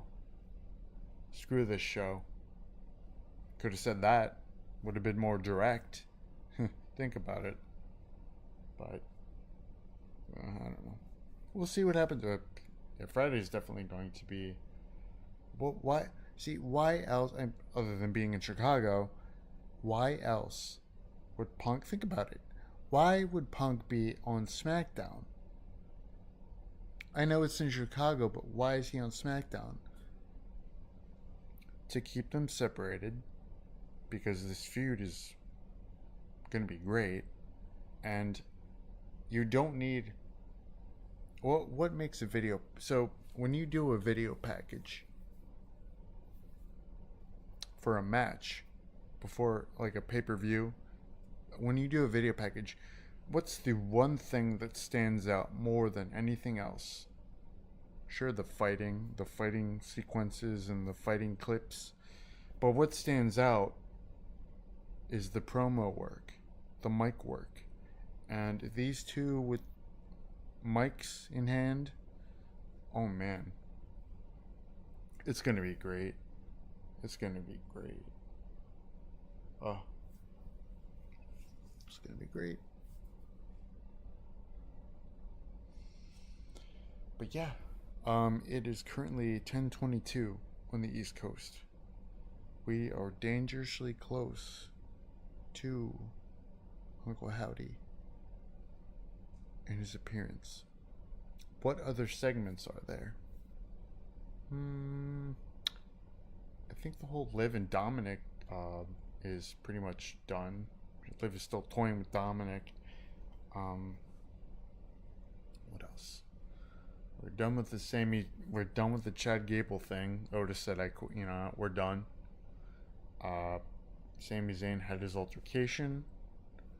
We had Seth Rollins coming back. Drew McIntyre segment. What's left? Well, we're about to find out what's next. We had our qualifying matches, and we are back. And they are showing the stupid speed title. Now, 3-minute time limit. We get enough of that on weekly television as it is. We don't need that. We don't need a title for this. But good for WWE to plaster more of their company. Oh, Karrion Kross. Kofi. Good 2 weeks ago, Authors of Pain beat the living hell out of both of you and pinned you 1, 2, 3 live on TV. And then last week, you cost AOP their shot at becoming the World Tag Team Champions.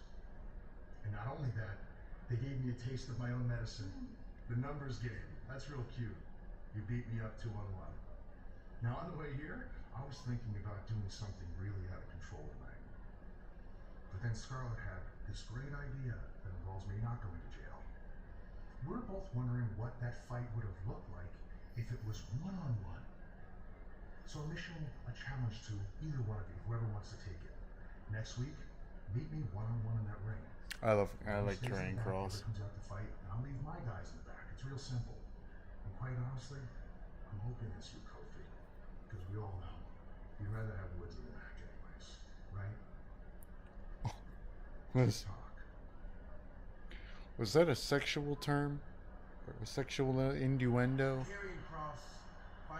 You'd rather have a... Did he just refer to them as butt buddies? The record breakers, y'all set your sights on the new day. Carrion. Now, Cross, we know you've been around the world, beating people down, breaking bones. But since you've been here, you haven't really done anything at all. You have one accolade, one, as the NXT champion. I like Kofi's Hawaiian shirt. We are the greatest tag team of all time. So who are you to give us any? You're not the greatest tag team. You're good, but you're not the greatest. There are so many more. Usos, you could argue Usos are better when they were tag team.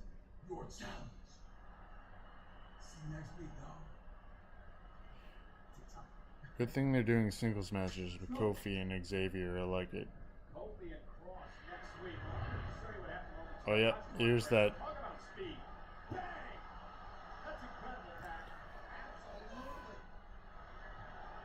Oof. The Braun Breaker showing the spear again. Well, he is an absolute sick athlete. If you're Sami Zayn, the Intercontinental Champion, maybe you don't want Braun Breaker coming after your title. Yeah, I would never want to be on the other end of Braun Breaker. Well, you know, and I wasn't. I actually hopped out of the Royal Rumble. The fans are funny. They're like Chicago. They got a Chicago SmackDown graphic right now. Best in the world, CM Punk. Live, Chicago, Illinois. Yeah, it's either keeping them separate or McIntyre's going to go to SmackDown and beat the crap out of him. Ooh. Triple qualifier, Braun Strowman, Chad Gable, and Big Bronson Reed. Well, Chad and Braun Strowman, they already had their match, so that, but, oh man. So Chad Gable's got two guys he got to face. So then we got Lyra Valkyria, Shayna Baszler, and Kairi Sane for a triple qualifier. This is all for next week. There's Jey Uso in the back with fans.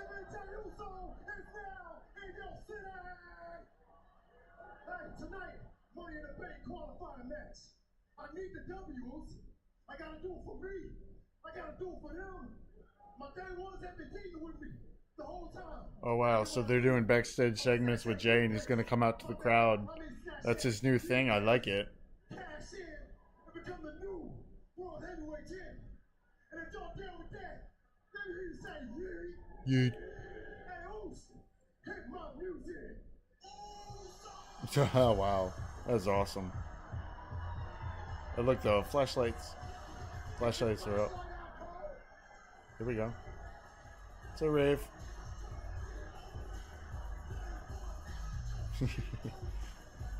Yeah, we got to experience this at the Royal Rumble, my wife and I. It was crazy. Sure. Where's your flashlight, Cole? I'm trying to find it. Yeah, Backlash started that, and then people started to pick up on it.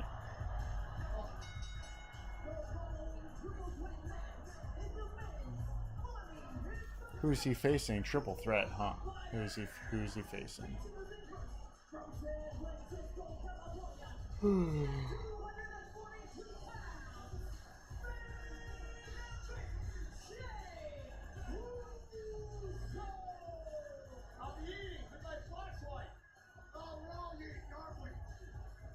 does this mean?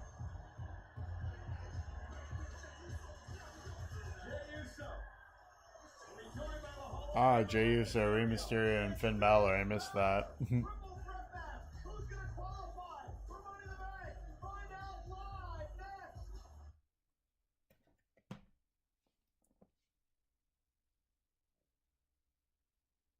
We're going to do a little phone call here. My friend T, who I was on with earlier in my podcast during commercial break. Bro. Hey. Holy fucking shit. This shit's so fucking funny. I got you on stream, man. What's funny? So, I can't help it. I just saw it.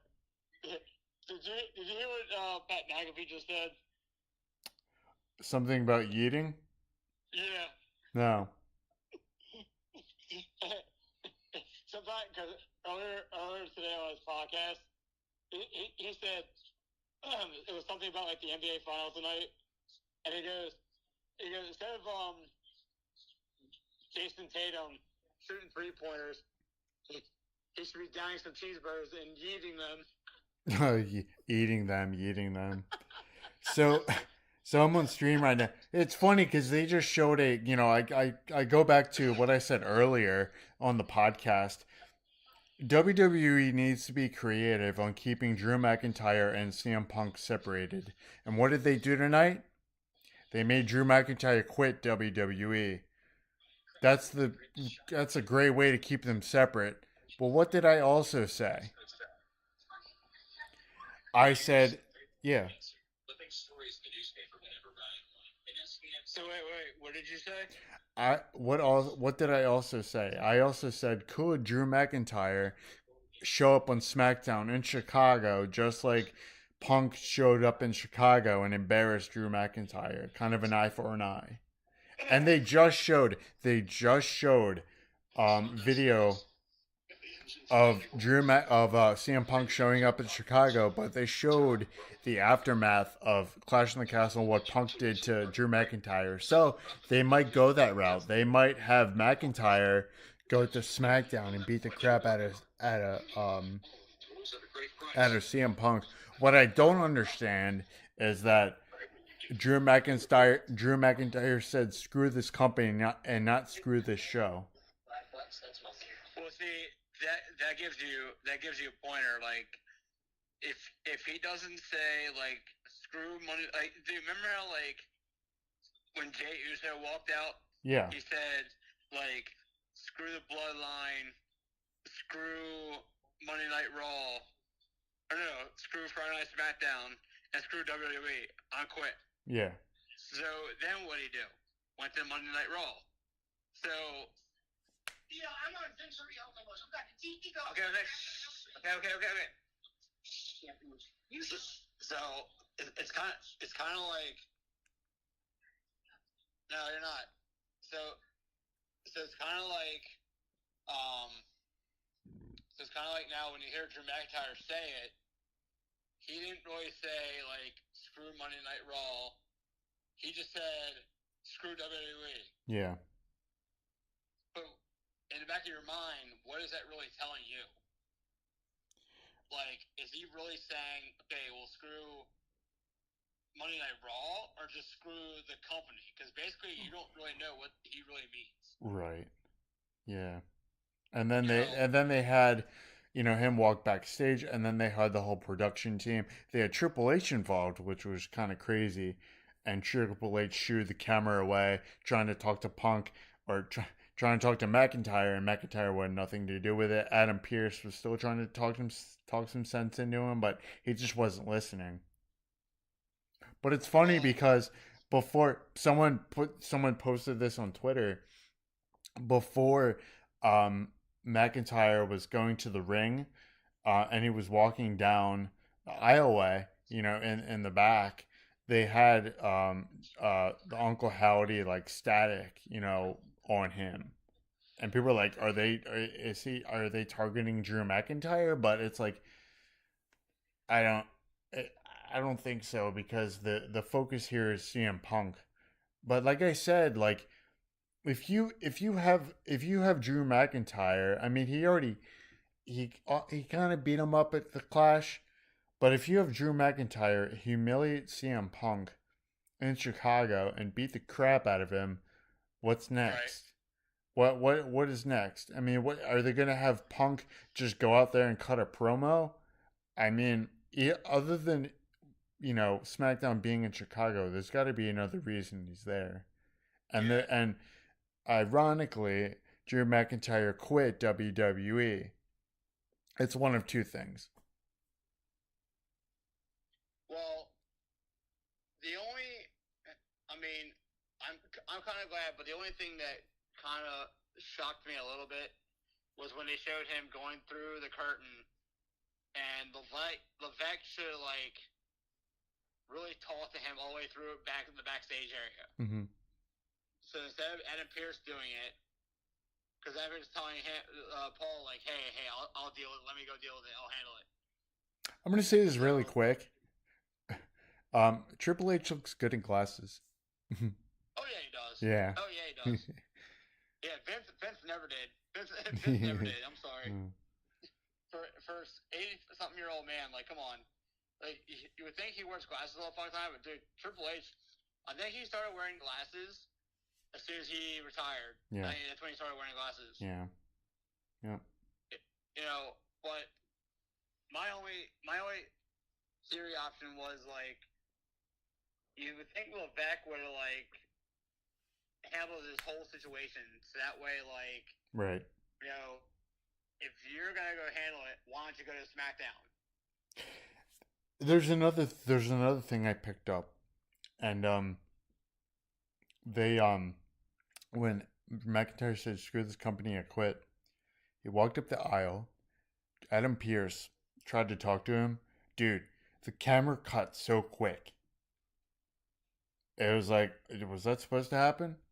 But then when they came back, they had the production team on Paul Levesque and all that stuff. So it's like, is it a work?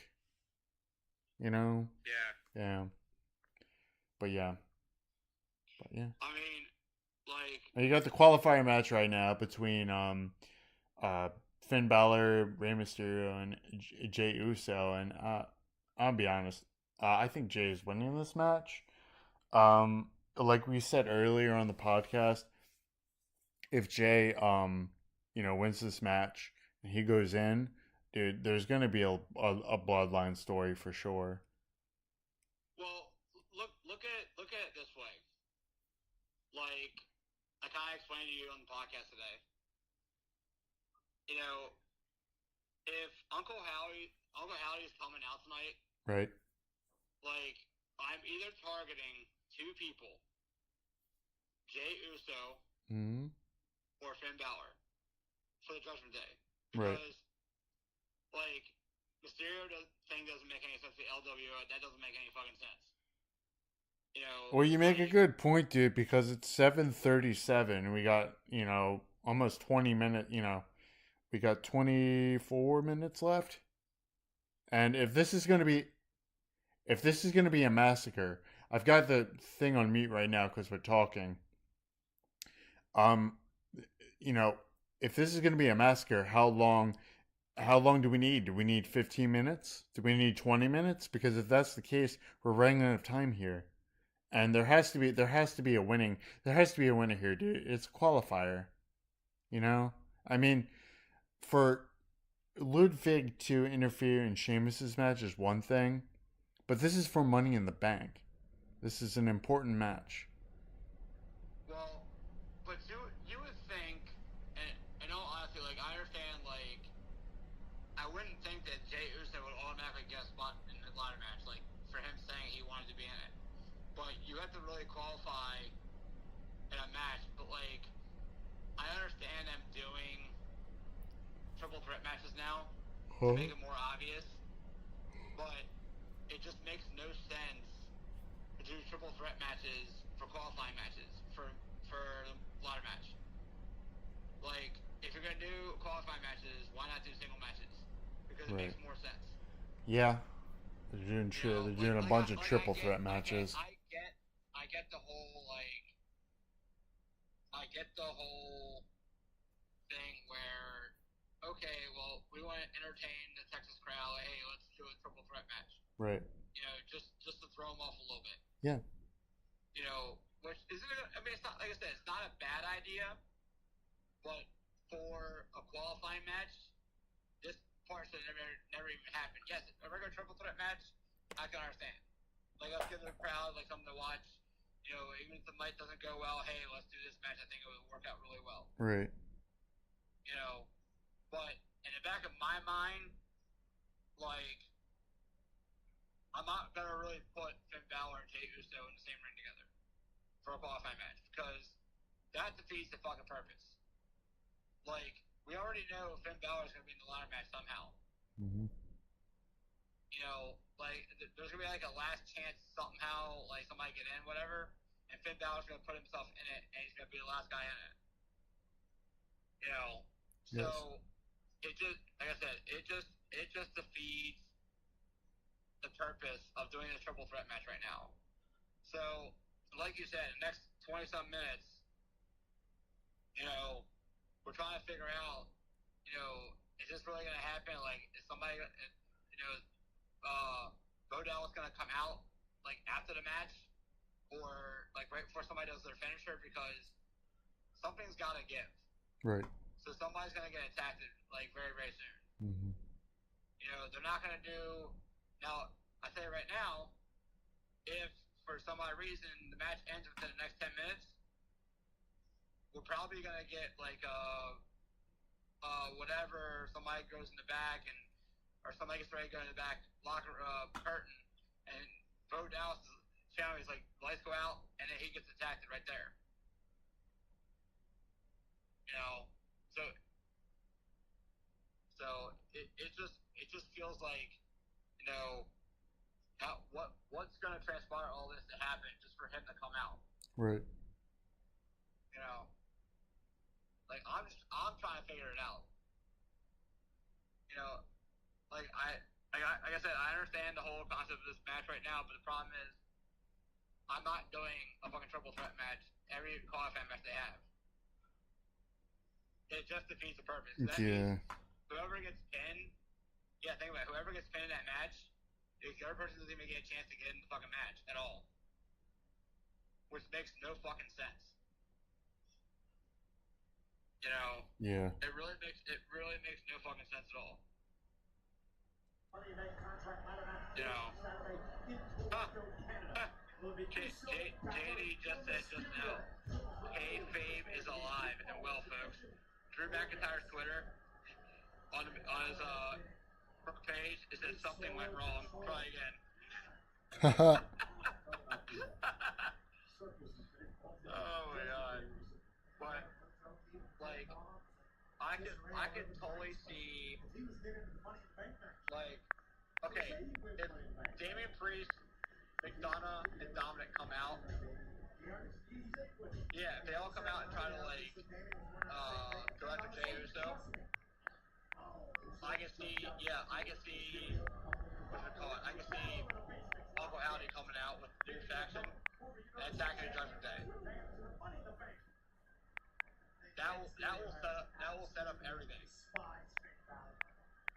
Which I told you earlier, like, I think it will set up everything.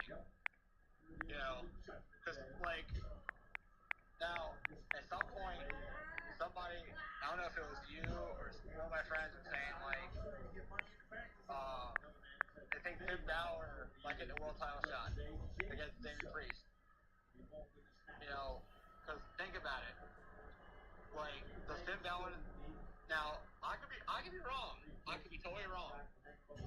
Did we see Jey Uso and Balor towards the end of the ladder match, and like they both got the briefcase, and like Finn Balor with the briefcase? Yeah. That could be a big play a big part in the whole thing splitting up. Yeah. You know what I'm saying? Yeah. You know, I mean, anything right now can happen. I just feel like right now everything's got to be on Jey Uso right now. Yes. Because like you said, the bloodline story is still going. You know, like right now, Jimmy Uso right now is out of action. He hasn't been wrestling for a while now, since WrestleMania. So like, at some point within the next month or two, he's coming back. You know, but I tell you right now, at SummerSlam, I'm getting that tag team match with the Usos. What is kayfabe? What I see what you said about the kayfabe thing. What is kayfabe? Dude, I don't fucking know. That's what JD's just said. He said kayfabe is alive and well, folks. You know, Drew McIntyre's front page of his Twitter, it's a picture of it. It says, "Something went wrong. Try again." Step up into Gary. A-Lane. 5 power. All 3 men down. Who will qualify like for the Money in the Bank contract ladder match? Another commercial? 10:44. You're probably ahead of me. Yeah, because you probably restarted Raw when I saw your thing on YouTube. And I was like, dude, I am so way ahead of you. Like, you probably had to restart Raw like right as I like was still watching it. Yeah. I was like, oh, I already watched the Gable part. I'm already past that part. Someone from Tribal Wrestling said, "I have an awful feeling that Uncle Howdy is going to cause Jey Uso the Money in the Bank qualifying match, but I don't want to believe it."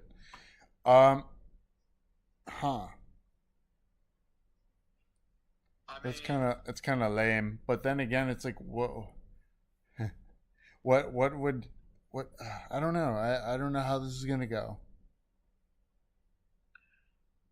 I mean,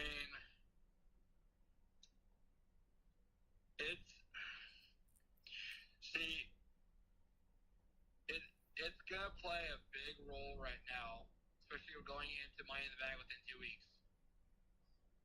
Because you got to think about it right now. We're only 2 weeks away from Money in the Bank. You know, wait, am I right? Let's see. This week. Wait, it's what, July? Oh, no, it's July 6th. So we got 1 week and 2 weeks. Because that's the week I'm in Michigan, and I'll probably watch the pay-per-view up there when I get up there. But so now let me ask you a question. Are we doing a podcast after every pay-per-view? No. Okay. Or are we doing one like once a month? No, I would say once a week or once every other week. Okay.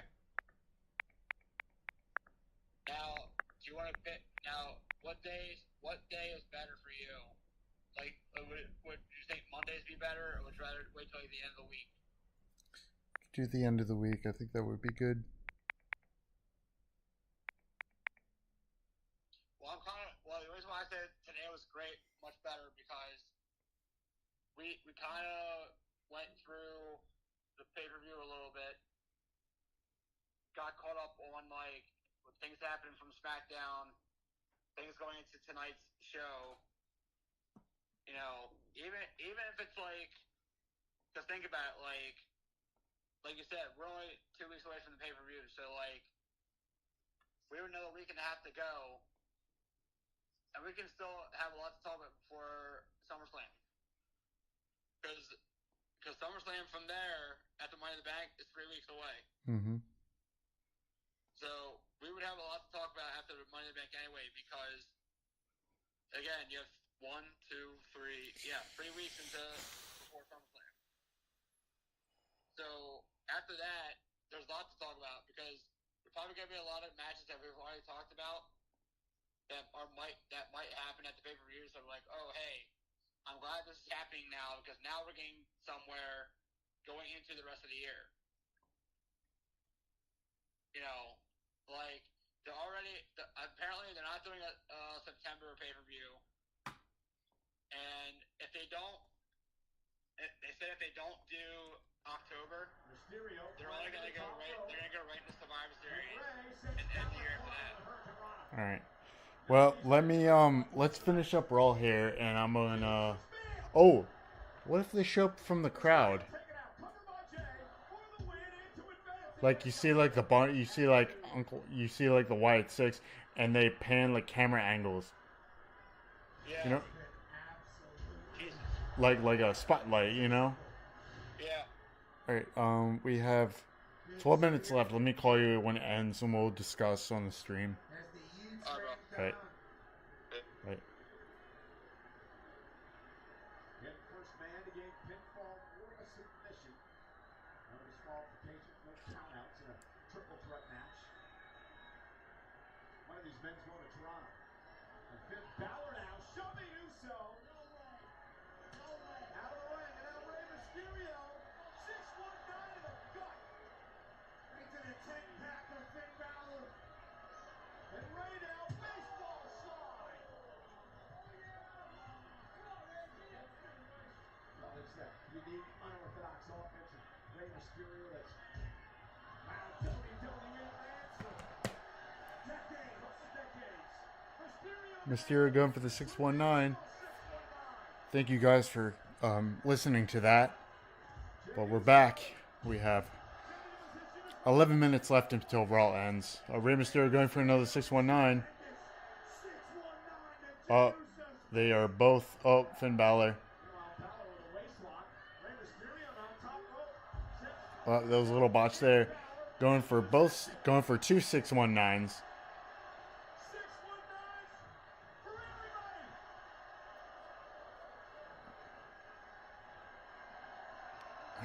What is WWE going to do creatively? We're about to find out with the Wyatts, with the Uncle Dominic interfering.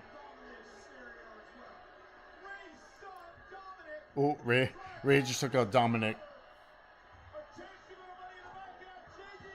JD, okay, we're gonna get some. Oh, no disqualifications. Okay. So we got the Judgment Day out here. Here comes Braun Strowman. Oh. Think about it, guys. Braun Strowman was with Bray Wyatt.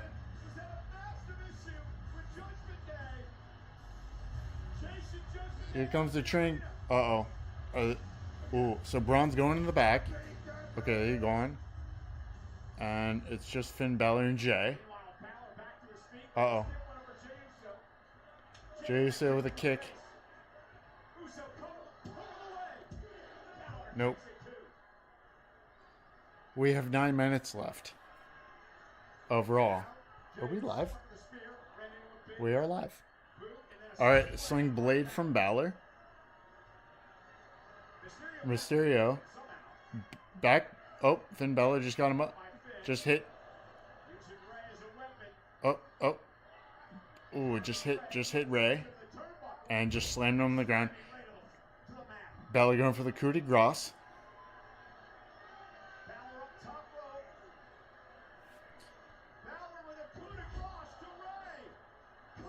And here comes Jay with a splash. Uh-oh. Is he going to steal it? 1, 2, 3. Jey Uso wins. Okay, we have... Oh, this is going to be a big cliffhanger right here. Gotta turn it up. Alright, Jay wins. So he's in the corner right now.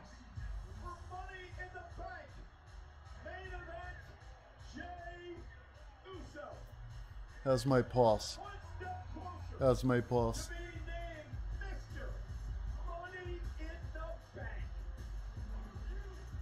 got a magnifying glass right now. Jace is walking around.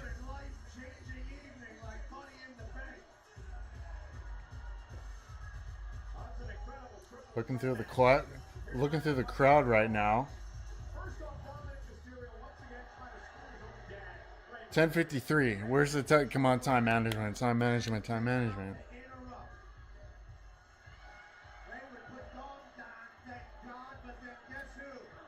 So where's Braun Strowman? Are they gonna go in the back? Okay, got Judgment Day. Okay, Braun Strowman's back doing the Oh. Nope. That was before. Ooh. when the graphic when the graphic hits, that's when something's gonna happen. Watch. The graphics it's gonna be the Triple H special graphic, and then something's gonna happen. Watch.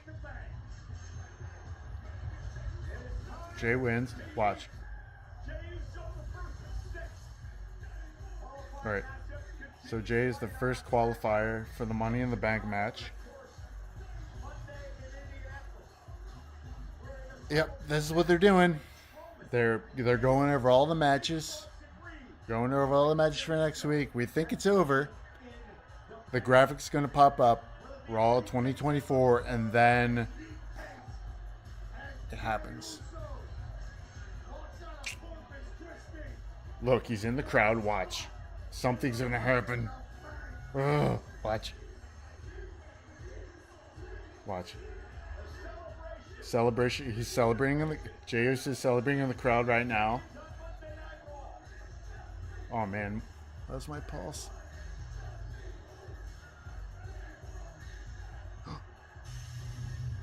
Uh-oh. Oh, shit. Oh, no. Here we go.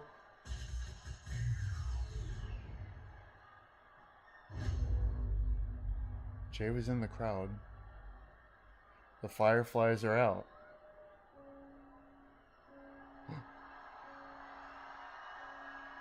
Bray's theme.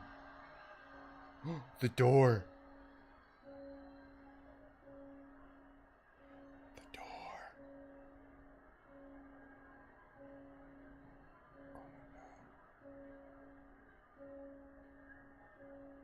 I love Bray Wyatt's new theme. Door opens. Oh my god, it's the same thing from Extreme Rules. This is how it's gonna end? They're just gonna debut?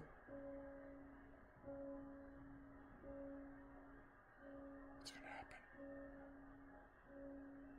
Come on. What's happening? What is that? Nikki. We got a ring-leg girl. Is that Nikki? A ring-leg girl is crawling out of the door.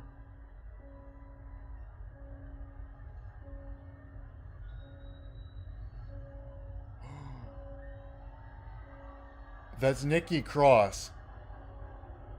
She's looking at the lantern. Smoke everywhere.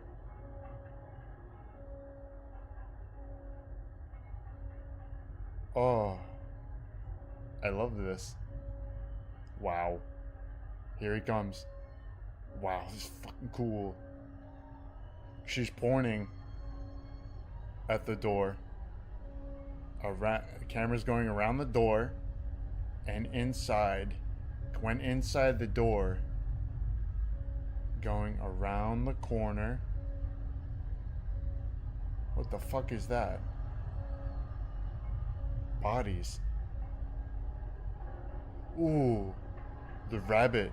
The rabbit with the sledgehammer saying help.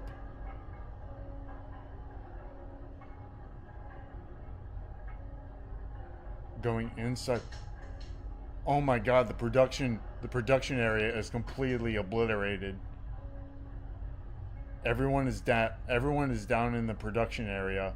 Smoke everywhere. Wires are cut.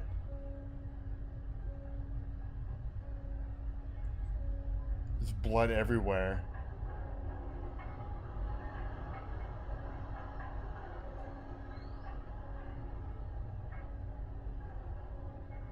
Is that Braun Strowman on the ground?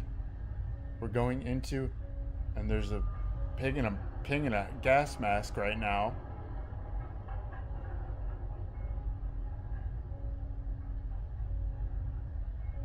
Bodies everywhere. Chad Gable is dead.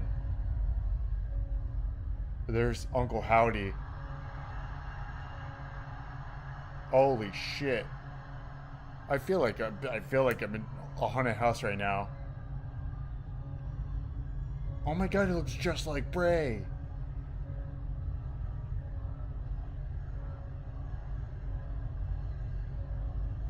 He's got the He's got the Uncle Howdy mask on. Here they all come. They're all coming. They got the emblem on the screen. Here they come out to the crowd.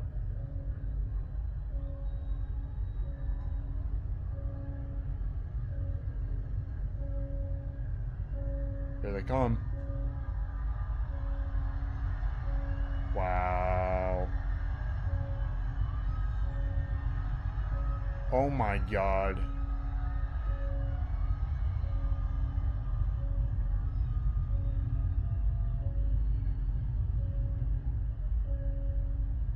So we got the rabbit, the pig, and Abby? No, the girl. The girl. Where is she? Oh my God, this is so fucking cool. Oh my God, I love this. Oh, there she is. And there's the lantern. Oh my God. Oh my God. What the fuck, dude?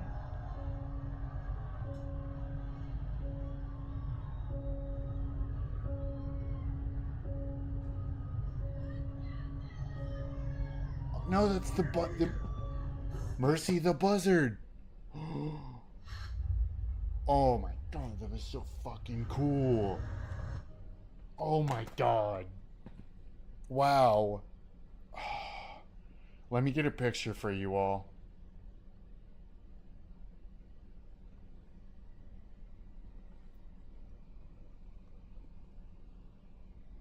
I don't know if you can see it. Oh my God, that was so cool. Wow. That was so cool. I gotta tweet this out, man. I gotta say, wow.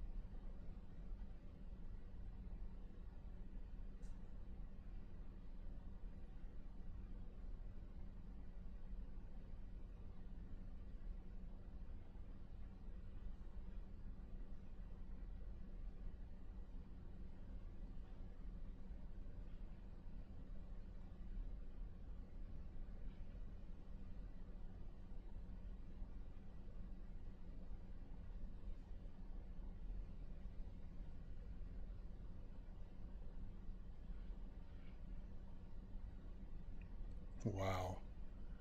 That was so cool.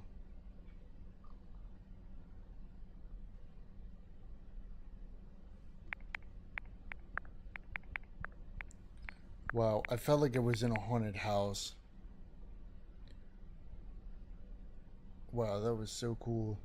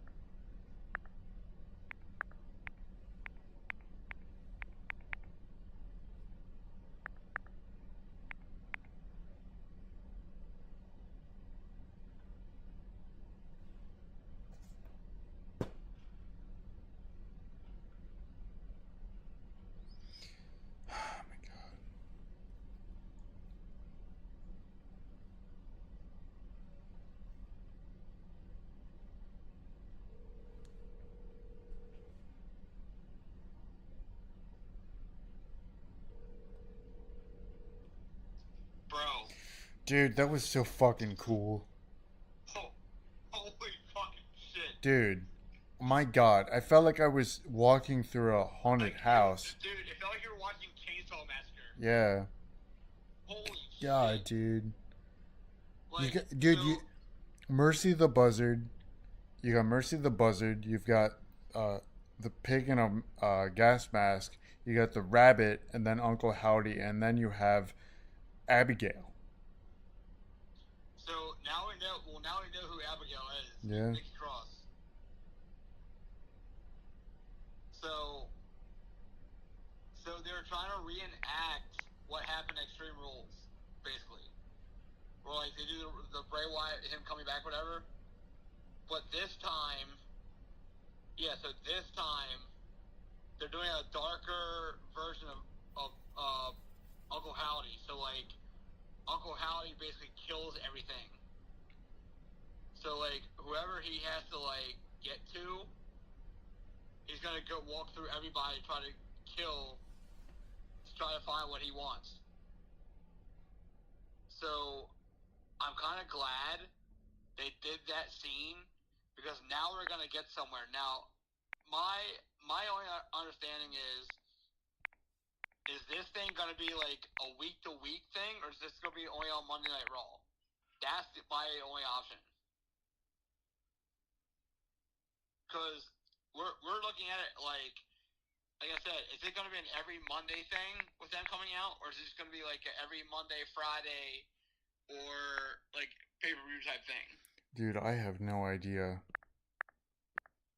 Like, I have no idea. Dude, even when he blew the lantern out, like, it felt like, I was telling Courtney, like, when you watch the movie The Ring, and a girl just, like, popped through the fucking TV, that's what they showed at the fucking very end of the clip, and it, like, shut off. I was like, God damn, dude, this is fucking crazy as shit. Dude. Oh my, I told you, dude, like, dude, I can't even put into words, like, how cool that was. And they had Bray Wyatt's old theme playing. Oh my God. Bro, I really want to listen to JD's fucking podcast tonight just to see what he fucking says. Yeah.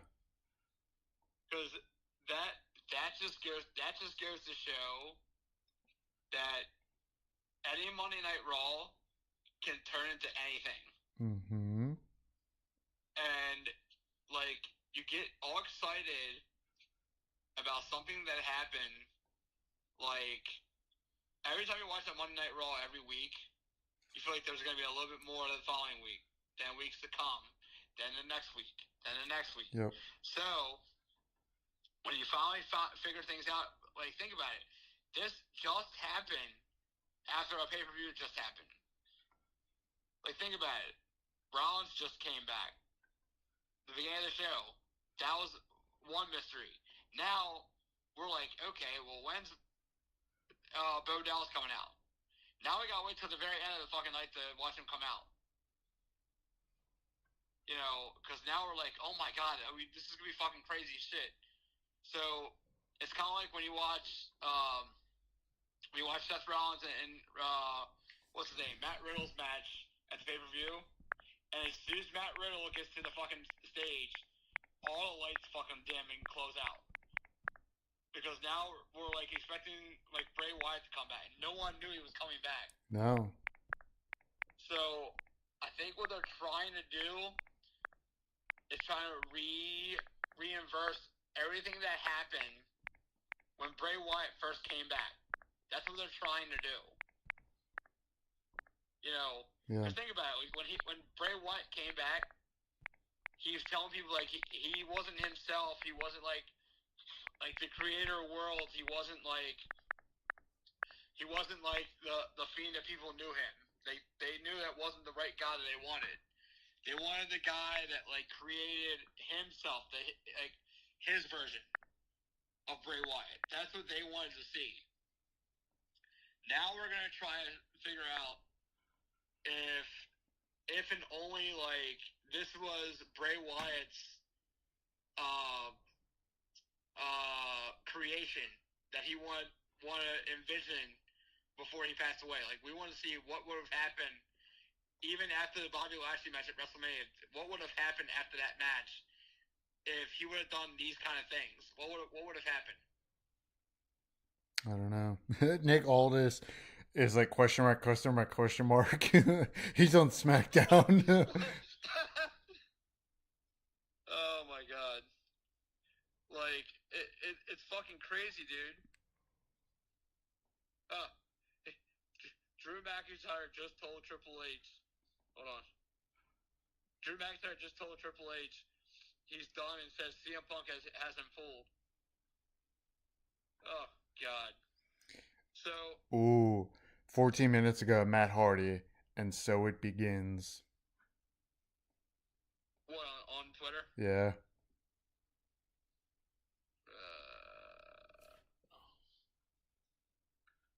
Oh my god. Are you excited to potentially see Uncle Howdy tonight? Yes. Dude, I can't that was so wait. fucking cool. Like, now this got me wondering. Hold on. Undertaker on Gunther. Gunther is my guy. 2 years ago, he had about a 10-minute conversation with my little boy. My little boy is fascinated by him. Colt is fascinated by him. They had a conversation as a Corpus guy, and he sat there and just talked to him. That's not. Hold on. That's not why he's my guy. He's my guy because he knows how to work and tell a story. I'm really high on him. So, bro, that shit. Oh man, Courtney just told me. Courtney just told me if she would have saw the ending, she wouldn't be able to sleep tonight. What a pussy.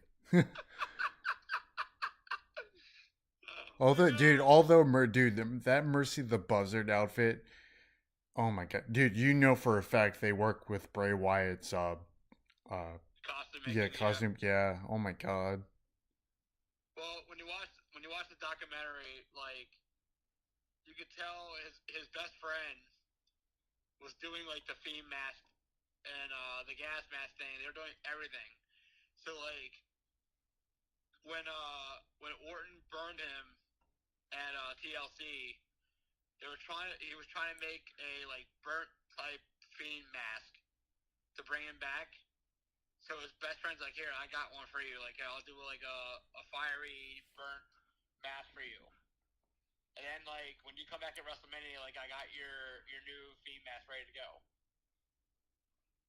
You know, like that's the kind of shit that like people don't understand. It's not like WWE's putting all this work into just nothing. You know what I'm saying? Like they're trying to make this the best Bray Wyatt creation ever could have been made for under Bray Wyatt's sake. Yes, for sure. Because like and this is my only question. What would have happened? What would have happened if Bray Wyatt, after the WrestleMania match with Bobby Lashley, where would have took him after that match and into the summer? What would have happened? I think, this is my only regret saying this, I think what would have happened tonight would have happened during the summertime. Because you would have gotten your Wyatt 6 family. But everybody would have came out each week possible. So that way, like, your Nikki Cross character comes out, like, crawling on the ground. That's 1 week. Then you see Joey Gacy doing something in the backstage area 1 week. Mm-hmm. Okay, no one sees it coming.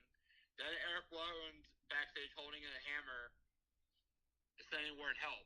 So now we get our last week into the late part pay-per-view, and lights go out, and whoever's going to get attacked before that pay-per-view, they get attacked, and everybody shows up on stage like they did tonight. Yep. And Bo Dallas goes, "We're here," and blows the fucking thing out. Well, that's what he did. He said that. Did you not hear him? Yep. Yeah.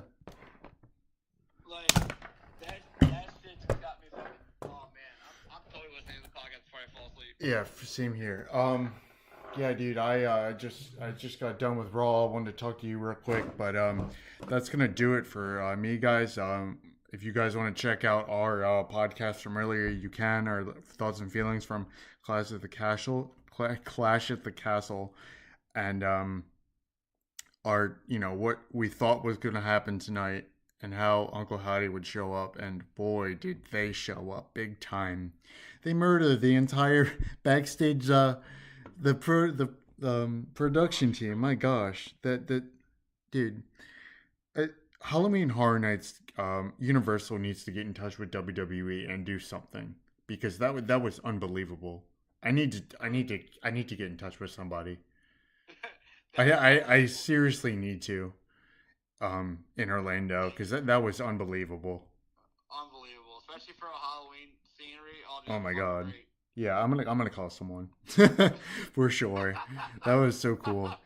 Anyway, that's my Raw review. I'm gonna be here on Wednesday, and then I have family coming in on Thursday. My sister, her friend, and her little baby girl are gonna be down here, and is gonna meet it for the first time.